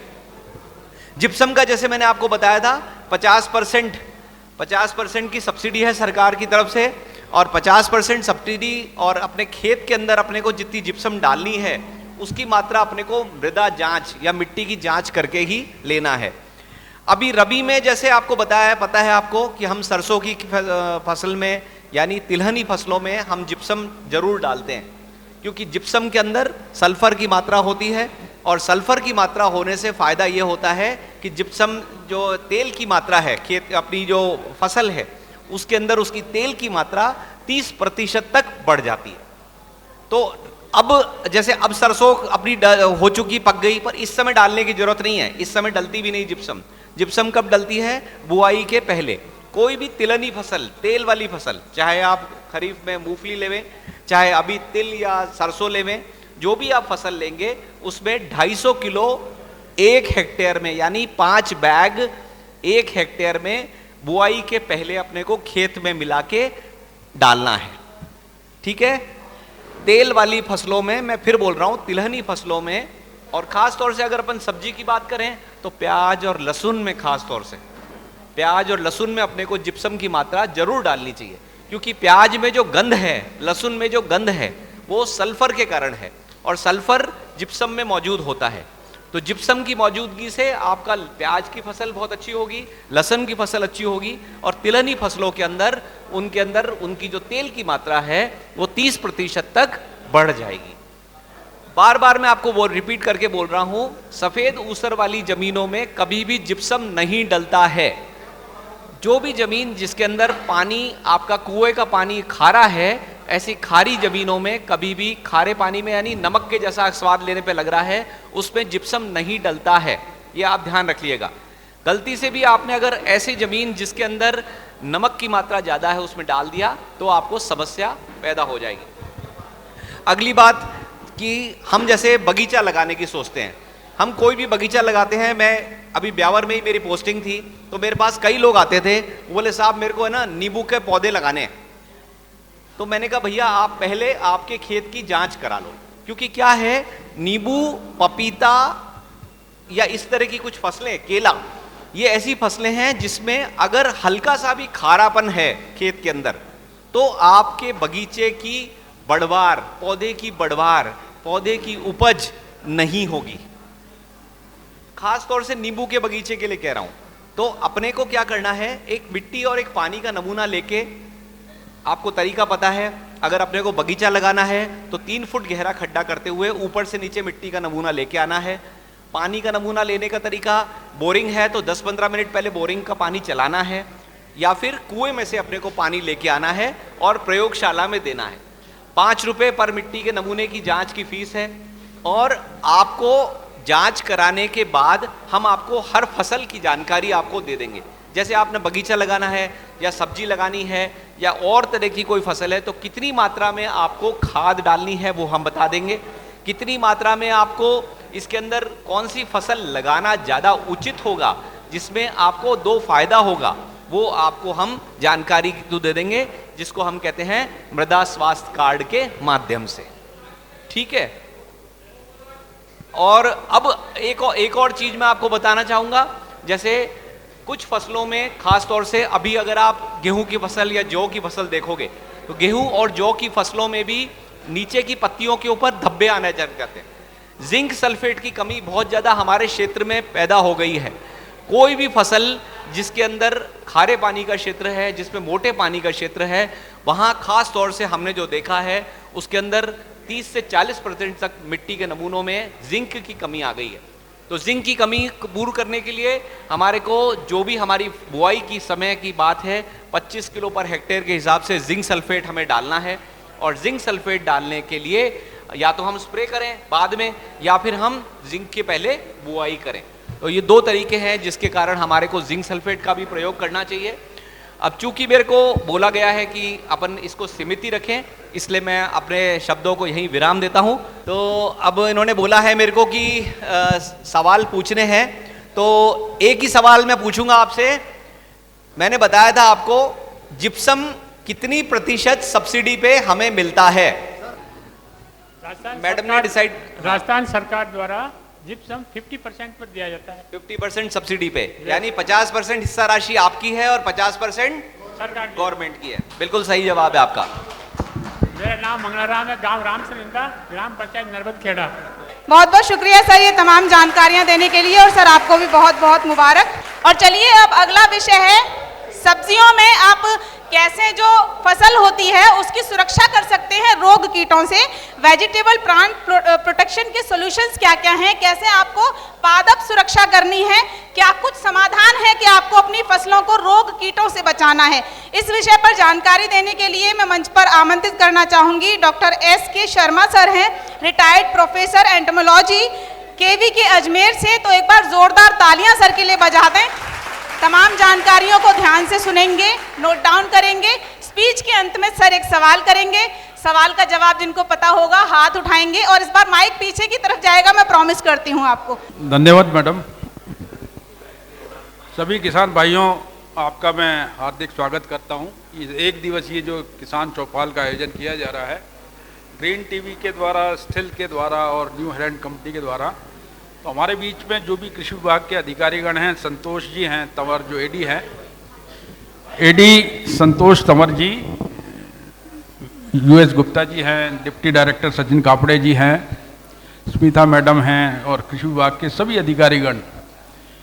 मेरा जैसा आपको परिचय दिया मैडम ने, मैं डॉक्टर SK शर्मा, कृषि विज्ञान केंद्र, आपने आए हैं कई किसान, मैंने देख रहा हूँ, तभी जी फार्म पर एक ऑफिस है ना, आप लोग आप आए हैं। तो हमारा जो केंद्र है वो किसानों को ट्रेनिंग के द्वारा, प्रशिक्षण के द्वारा हम शिक्षित करते हैं। अलग अलग विषय के प्रशिक्षण हैं। कभी भी आपको ट्रेनिंग की ज़रूरत है, आपको ये लग रहा है बकरी पालन की ट्रेनिंग करनी है, आपको पोल्ट्री फार्मिंग की ट्रेनिंग करनी है, आपको सब्जी उत्पादन की ट्रेनिंग है, मशरूम उत्पादन की ट्रेनिंग है, तो आप हमारे केंद्र पर संपर्क कर सकते हैं।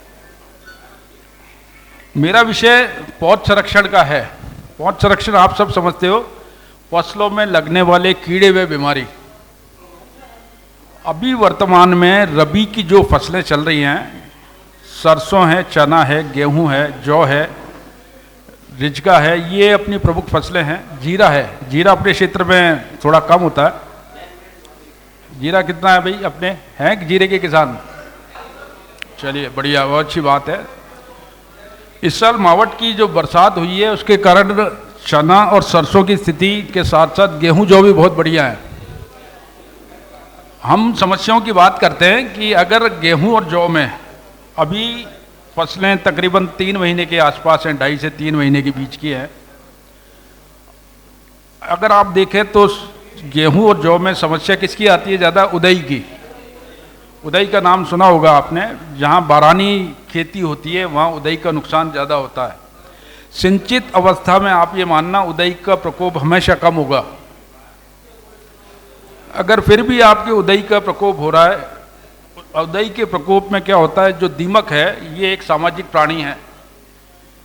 जमीन में तकरीबन 1 मीटर नीचे रानी दीमक रहती है और उसके जो श्रमिक होते हैं जिनकी आंखें नहीं होती हैं, वो पौधों की जड़ों को, जो छोटी जड़ें होती है ना, सूक्ष्म जड़, उनको काट कर नुकसान पहुंचाती है, जिससे पौधा धीरे धीरे पीला पड़ता है। ये फर्क है कि उदई से क्षतिग्रस्त पौधा क्या धीरे धीरे पीला पड़ेगा। इसके उपचार के लिए क्या करना है आपको? उदई का अगर आपको उपचार करना है तो सबसे बढ़िया तो ये है कि आप जब गेहूं और जौ की बिजाई करें उस समय आप बीज का उपचार, एक दवाई आती है फिप्रोनिल। फिप्रोनिल एक दवाई आती है 5% SC, इसकी 6 ml मात्रा 1 किलो बीज में आप मिला दें। अगर मान लो आप 1 बीघे में 20 किलो बीज ले रहे हो तो तकरीबन 120 ml दवाई, उसका 5 गुना पानी, तकरीबन 600 ml पानी, आधा लीटर से थोड़ा ज़्यादा पानी में दवाई को घोल लो, बीज को आप फर्श पे फैला दो, अपना जो मोरा पीछा हुआ बाद वाली टंकी है भी में दवाई ने डाल घोलना है और भी पर छाट दीजिए आप। 2 घंटा छाया में सुखाओ और इन्हें बिजाई करनी है आपने। तो आप ये देखना आपके उदई का नुकसान नहीं होगा खेत में। अगर आपको फिप्रोनिल दवाई नहीं है तो क्लोथिएनिडेन एक दवाई आती है, एक क्यूनालफोस दवा है, उनमें से कोई भी एक आती है इमिडाक्लोपिड 600% FS, उसकी भी 3 ml मात्रा लगती है 1 किलो बीज में। तो 3-4 दवाई मैंने आपको बताई, ये आपके बीज उपचार में भी काम में आती है। और खड़ी फसल में मान लो आपने बीज का उपचार नहीं करा तो क्या करोगे? तो आप खड़ी फसल में आप इसकी मात्रा बढ़ जाती है। फिर ये हो गई आधा लीटर बीघा की फिप्रोनिल जो दवा है, रीजेंट के नाम से आ रही है, ये आधा लीटर लगेगी आपके बीघे में। तो 20 किलो खेत की मिट्टी ले लो आप, रेत ले लो या खेत की मिट्टी ले लो आप, उसमें आधा लीटर दवाई डाल लो, हाथ में दस्ताने पहन लो या प्लास्टिक की आपने कोतली आवे ना बिने आप पहन, अच्छी तरह मिला इन्हें, ज्ञान आपा यूरिया छांटा, बयान इन्हें देर, और फिर हल्की सी पड़की लगा दीजिए आप। तो ये दवाई क्या है, पानी के साथ घुल के ज़मीन में चली जाती है और अपने उदई का नियंत्रण होगा आपके।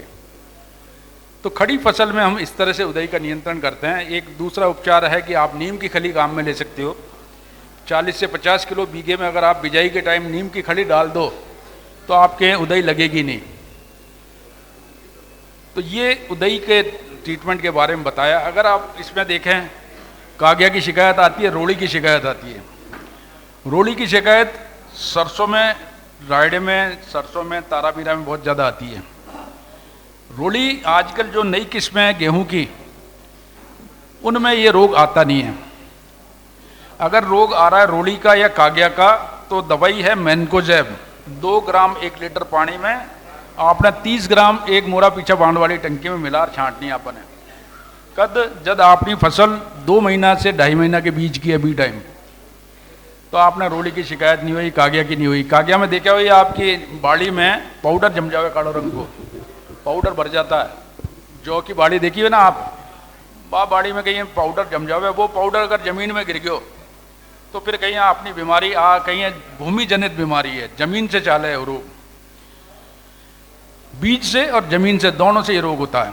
तो बीज उपचार करो आप। गेहूं और जौ का बीज उपचार के लिए आप एक दवाई आती है वीटा पावर। वीटा पावर 2 से 3 ग्राम 1 किलो बीज में, या कार्बन डेजियम दवाई आवे बिना 2 ग्राम प्रति किलो बीज की दर से मिला आपने बिजाई करनी चाहिए।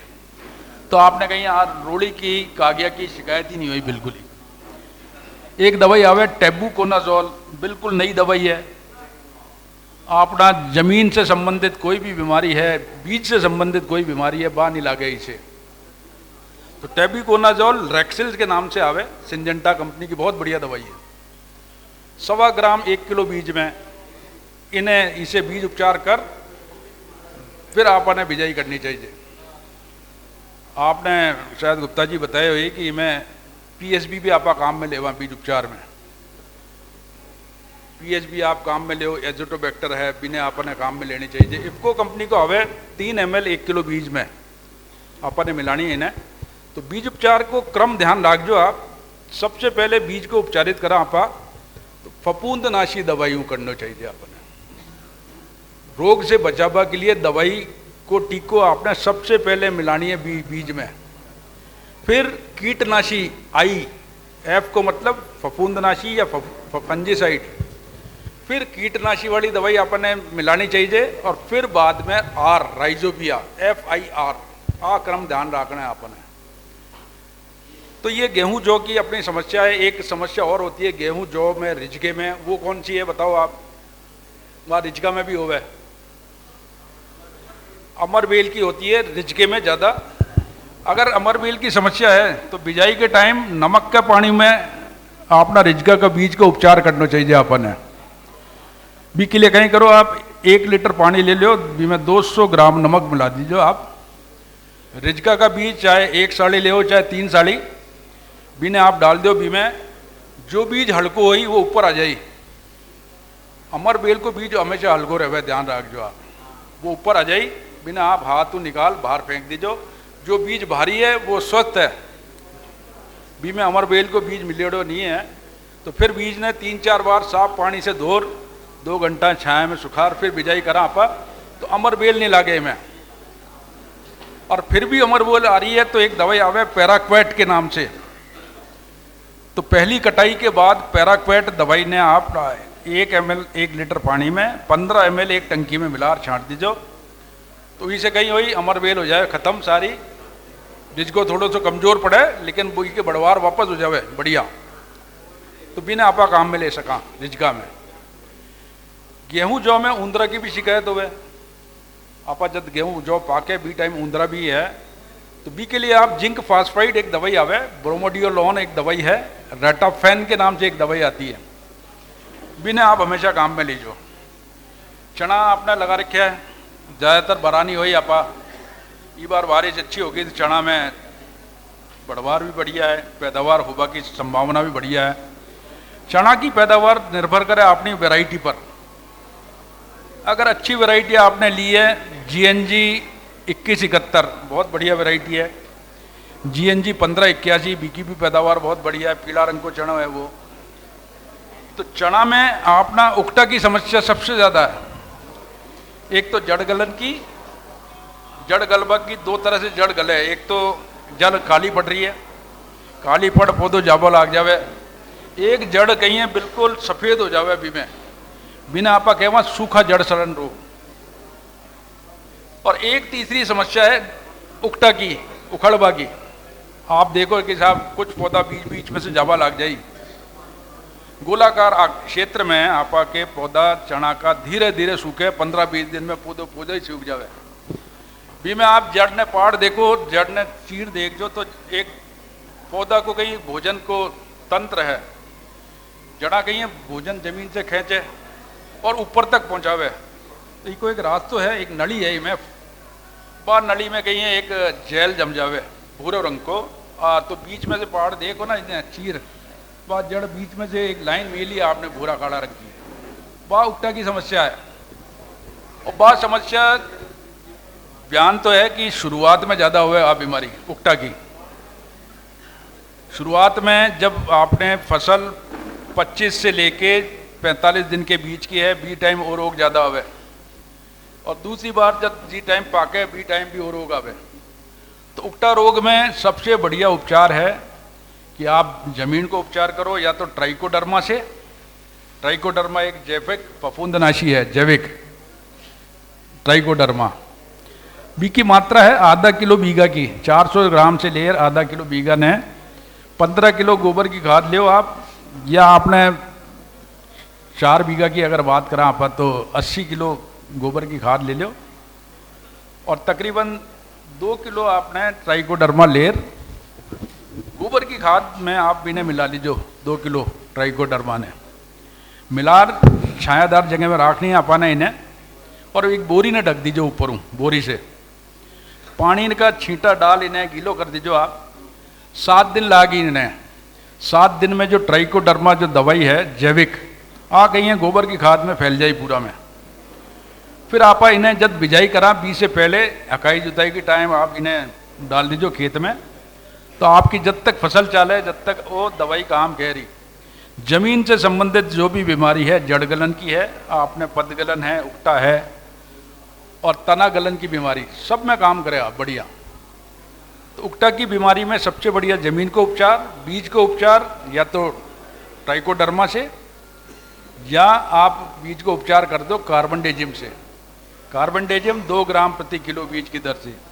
अगर 10 किलो बीघा को आप बीज ले रहे हो चना का, तो आपने 20 ग्राम दवाई चाहिए। तो बीज उपचार, जमीन को उपचार, और फिर खड़ी फसल में आप कार्बनडेजिम काम में ले सको। आप एक दवाई है थायोफेनेट मिथाइल, बिना आपा काम में ले सका। अब अंत में एक जो चना की सबसे प्रमुख समस्या है, फाल के टाइम आप देखा हुई कि हरी लट लगे में, हरी लट बार शुरू होगी ना, तो हरी लट के लिए सबसे बढ़िया है कीमा। जानो आप कीमा? कीमा देखिया, फेरामोन जाल कहवे इन्हें। फेरामोन जाल आप काम में ले, सबसे बढ़िया है। कृषि विभाग इस पे सब्सिडी देता है आपको। तो कीमे आप 1 बीघे में आप 2 कीमे लगाओ। आप देखना कीमे में जो कैप्सूल लगते हैं उसमें हरी लट की मादा कीट की गंध होती है। तो अपना बीघा का जितना भी नर कीट है वो सारा आप भी जाल में इकट्ठा हो जाएगी। और एक हरी लट को जी फुंदी है बा कहीं 70 से लेके 80 अंडा देवे, तो एक फुंदी से 80 लटा पैदा हो जावे। तो आप अगर कीमा लगाओ खेत में, तो आप देख जो आपके दवाई छांटवा की आपने ज़रूरत नहीं पड़ी। अगर फिर भी दवाई आपने ज़रूरत है तो एक दवाई आवे इमामेक्टिन बेंजोएट। इमामेक्टिन बेंजोएट बहुत बढ़िया दवाई है। आधा ग्राम 1 लीटर पानी में, 1 मोरा वाली टंकी में 8 ग्राम टंकी की बीने आप काम में ले। बी के अलावा एक इंडोक्सा कार्ब के नाम से आवे दवाई, इंडोक्सा कार्ब। एक दवाई है प्रोफेनोफोज 50% EC, 30 ml 1 मोरा पीछा बांध वाली टंकी में। तो इन्हें आप काम में ले। मैंने आपको बताया था बीज उपचार का क्रम क्या होना चाहिए। बीज उपचार किस क्रम में करते हैं, पहले किससे, फिर किससे और तीसरी बार किसको, तीनों चीज़ें बतानी है आपको। बताओ, आप बताओ। सर मेरा नाम सोन सिंह, ग्राम पंचायत नरबतखेड़ा, गांव नरबतखेड़ा। और बीज उपचार में सर्वप्रथम फफूंदनाशी से, कीटनाशी से, फिर जैव उर्वरक राइजोबियम कल्चर। बहुत बढ़िया, बहुत बढ़िया, धन्यवाद। किसानों को ये तमाम जानकारियां देने के लिए, और बहुत सारे किसानों की डिमांड आ रही थी कि जीरे की खेती पर भी जानकारी होनी चाहिए। तो चलिए जीरे की खेती पर जानकारी के लिए मैं एक बार फिर से मंच पर आमंत्रित करूंगी श्री उपवन शंकर गुप्ता सर को, ARO एग्रोनॉमी ATC तबीजी से। सर प्लीज मंच पर आएं और जीरे की खेती के बारे में विस्तार से हमारे किसानों को बताएं। किसान भाइयों, अभी आप लोगों की मांग रही है कि जीरे की फसल ज़्यादा है यहाँ पे और जीरे से संबंधित चीज़ें बतानी है आपको। वैसे तो देखो अब इस समय जीरा फूल अवस्था के ऊपर आ गया, फूल की घेंटियाँ निकलने लग गई और फूल आने लग गए, है ना। लेकिन अपन जीरे की हर साल ही बोते हैं अपन जीरे की बात अपन खेत की तैयारी से ही करेंगे, शुरू से ही, ठीक है। तो सबसे पहला तो है भूमि की तैयारी। आप लोगों को जीरे के अंदर सूखी ज़मीन के अंदर बुआई करनी है। खेती करने के पहले जीरे की खेत को एक बार हाँक के और 10-15 दिन खुला जरूर छोड़ें उसको। जो भी अपन जैसे खरीफ की जो फसल काटते हैं अपन, जिसको अपन कहते हैं जो सियाड़े की अपन फसल काट लेते हैं, मूंग है, बाजरा है, अगर काट ली तो उसके बाद खेत को खुला छोड़ना बहुत ज़रूरी है, हकाई करके। उसके अगर खुला नहीं छोड़ा अपन ने, खेत को बंद का बंद खेत रह गया और अपन ने हकाई करके डायरेक्ट जीरा बो दिया, सीधा जीरा बो दिया, तो अपने रोग किसी भी सूरत में कंट्रोल नहीं होंगे। ये तो आप निश्चित रूप से तय कर लो कि अगर जीरे के अंदर बीमारी उकटा, और जैसे अभी डॉक्टर साहब ने बताया कि उकटा और जो अपने ब्लाइट होती है, झुलसा रोग जिसको कहते हैं, अगर उससे निजात पानी है तो आपको खेत को धूप लगानी पड़ेगी, खुला छोड़ना पड़ेगा, खेत को सुखाना पड़ेगा। उसके बाद आप मिट्टी को अच्छी तरह से 2 बार कल्टीवेटर से हकाई करके, पाटा करके, भुरभुरा बना के और उसे पाटा दे लो। जब अपन ये जानते हैं कि जमीन के अपने जीरे के अंदर सबसे ज़्यादा अपने को झुलसा और उकटा रोग परेशान करते हैं, तो अपने को उपचार जमीन से ही करना है। अभी डॉक्टर साहब ने बहुत अच्छी तरीके से आपको ट्राइकोडर्मा से उपचार करना बताया था, इसकी विधि भी बताई थी। FIR जैसे अपन करते हैं ना बीजों का उपचार, वैसे ही फंगस के लिए जमीन का उपचार भी किया जाता है और कीड़ों के लिए भी उपचार किया जाता है जमीन का। अभी डॉक्टर साहब ने आपको बीजों का उपचार के लिए बताया था, उसी तरह से जमीन का उपचार अपन करते हैं। तो जमीन के अंदर भी अपन सबसे पहले उकटा रोग के लिए और झुलसा रोग के लिए ट्राइकोडर्मा मिलाते हैं, और जिसकी विधि अभी आपको बहुत अच्छी तरह डॉक्टर साहब ने समझाई थी कि 80 से 100 किलो गोबर की खाद लेनी है, उसके अंदर 2 से 2.5 किलो ट्राइकोडर्मा मिलाना है, उसको 5-7 दिन के लिए नमी के अंदर टाट से, बोरी से ढक के छाया में सुखा देना, रख देना है ढक के। तो जो उसका जाल है, जो लाभकारी फंगस है ट्राइकोडर्मा विरिडी या ट्राइकोडर्मा हर्जिनियम, इसका जाल 5-7 दिन में उस गोबर में अच्छी तरह से फैल जाता है। अब अपन को इस गोबर को, जो अपन ने 100 किलो गोबर लिया है जिसके अंदर ट्राइकोडर्मा मिला हुआ है, 7 दिन से पड़ा हुआ है, छाया के अंदर पड़ा हुआ है, इसको लेके अपने को खेत के अंदर लास्ट जो हकाई कर रहे हैं उसके पहले अपने को छिटक देना है। छिटक के और उसके ऊपर वापस अपने को कल्टी पाटा चला के खेत में मिला देना है। ये तो हो गया बीमारी का इलाज। इसी तरह से जिन खेतों में ज़्यादा दीमक आता है, बार बार दीमक की समस्या होती है, तो आप दीमक के लिए खेत की तैयारी के समय ही बीज उपचार, ये जमीन उपचार कर सकते हो, भूमि का उपचार। इसके लिए 1.5% का क्यूनल फास्ट डस्ट आता है बाजार के अंदर। आप कई किसान लोगों ने देखा होगा क्यूनल फास्ट डस्ट 1.5% का होता है। ये 20 से 25 किलो 6.25 बीघा के लिए, यानी कि 1 हेक्टर के लिए खेत में, जैसे अपन ने ट्राइकोडर्मा छिड़का वैसे ही इसको खेत में छिड़क देना है। और अगर हो सके तो इसमें मिट्टी मिला लेना ताकि वो उड़े नहीं इधर उधर। और अगर आपके पास छिड़कने की डस्टर है तो डस्टर से भी आप इसको छिड़क सकते हो।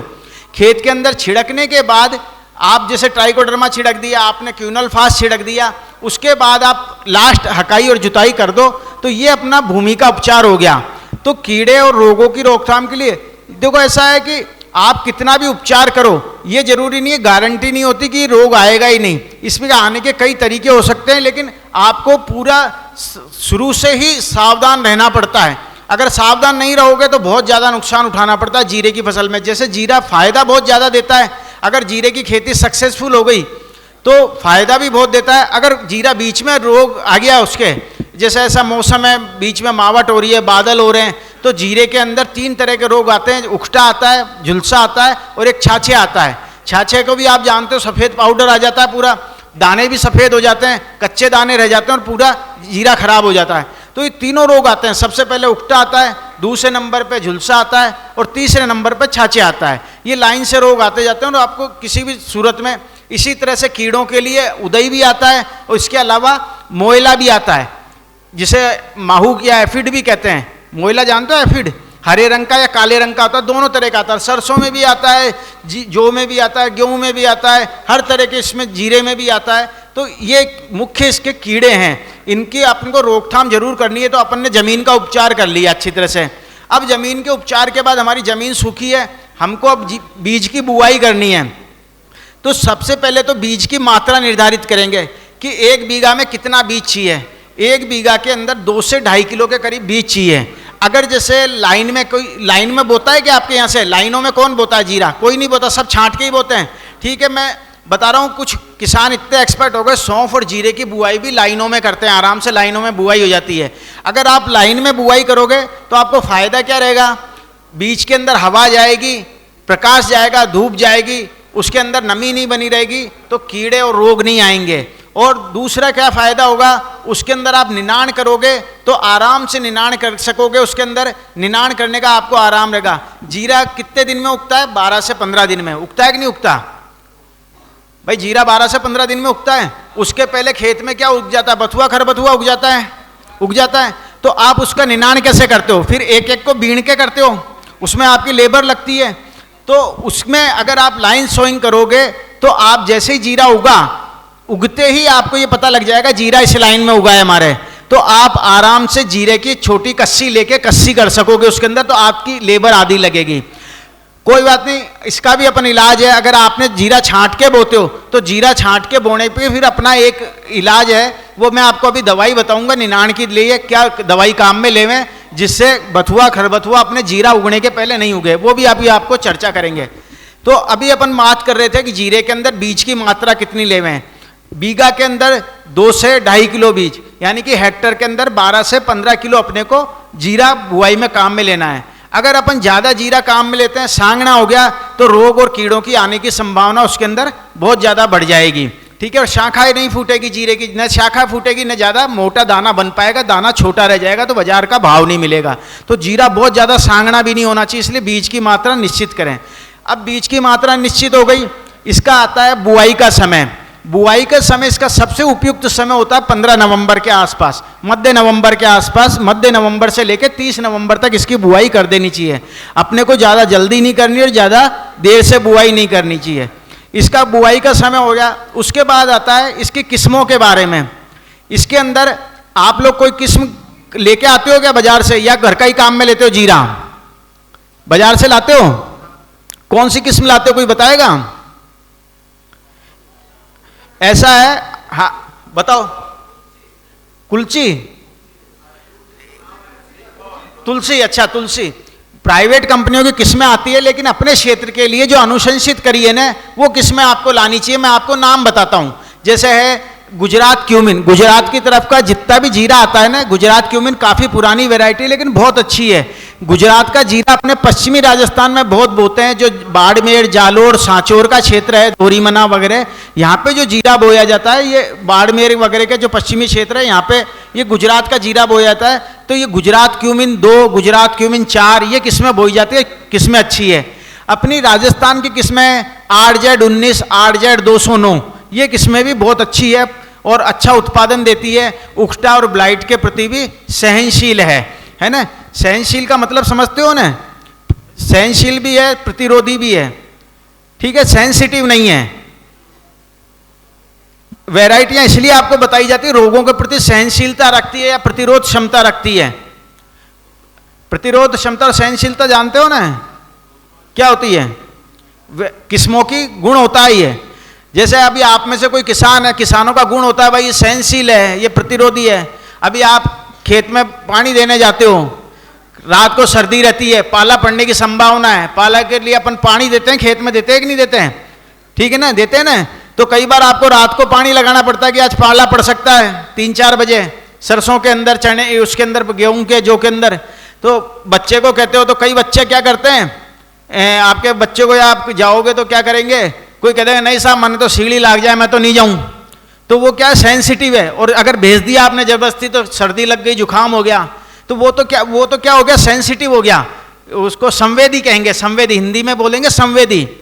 एक बच्चा है, गया खेत के अंदर और ओढ़ के उसका कामड़ा वामड़ा ओढ़ के गया, ठीक है, या दवाई दारू लेके गया और उसने सर्दी को सहन कर लिया, तो वो प्रतिरोधी क्षमता कहलाएगी। हंसने लग गए दवाई दारू के नाम से, वो जाप्ता करके गया तो वो कहलाएगा प्रतिरोध कर रहा है वो सर्दी का।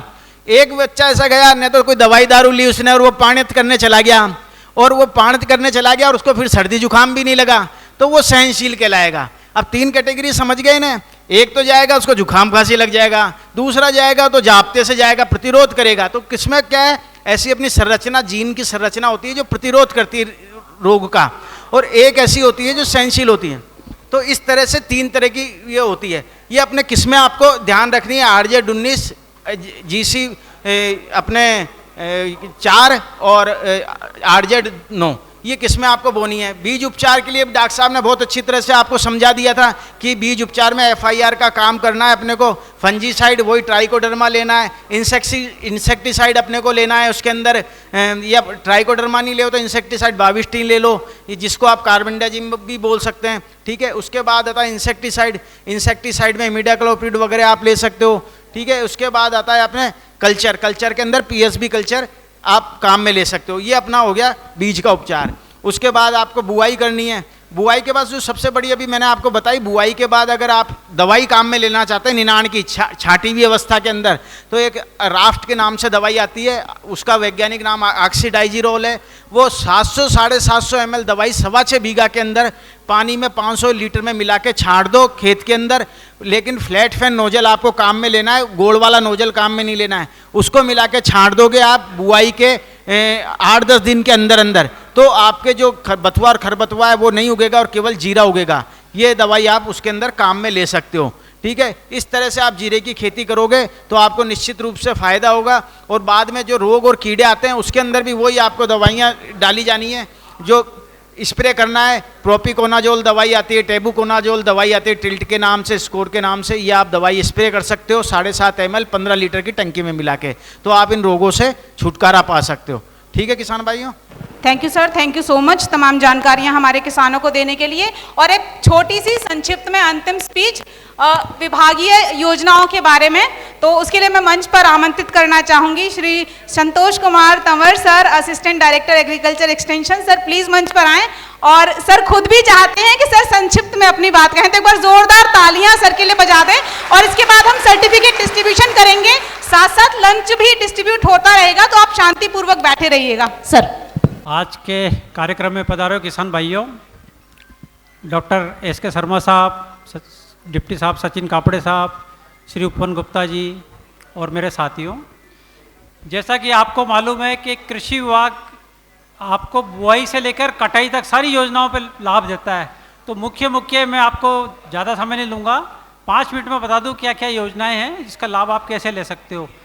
एक तो प्रमाणित बीज, आपको जो बुआई करने के लिए बीज 50% अनुदान पे दे है, उसके लिए आपको ऑनलाइन करना पड़ेगा। आपकी KVSS में बीज होगा, जो आपके साथी जी हैं उनसे संपर्क फार्म भरा के आप अनुदान संबंधित जो भी बीज है फसल का सीजन के हिसाब से वो ले सकते हैं। उसके बाद है पाइपलाइन पानी के लिए, तो पाइपलाइन पे सब्सिडी है, ड्रिप पे भी सब्सिडी है। वो आप नियमानुसार छोटे किसानों को 18,000 और बड़े किसानों को 15,000 रुपये सब्सिडी है। पानी के लिए फार्म फोड़ खोदोगे 20 मीटर लंबा, 20 मीटर चौड़ा, 3 मीटर गहरा, तो उस पर भी अनुदान है। 63,500 से लेकर 1,22,000 तक अलग अलग है। उसमें आप कच्चा भी बना सकते हो, प्लास्टिक लाइनर भी बना सकते हो। इसी तरह कृषि यंत्र, विभिन्न तरह के कृषि यंत्र हैं, उस पर 40% से लेकर 50% तक अनुदान है। जो छोटे किसान हैं, लघु सीमांत, SC ST महिला, उनको 50% अनुदान है किसान उसकी कृषि यंत्र की लागत का, और जो बड़े किसान हैं उसको 40% अनुदान है।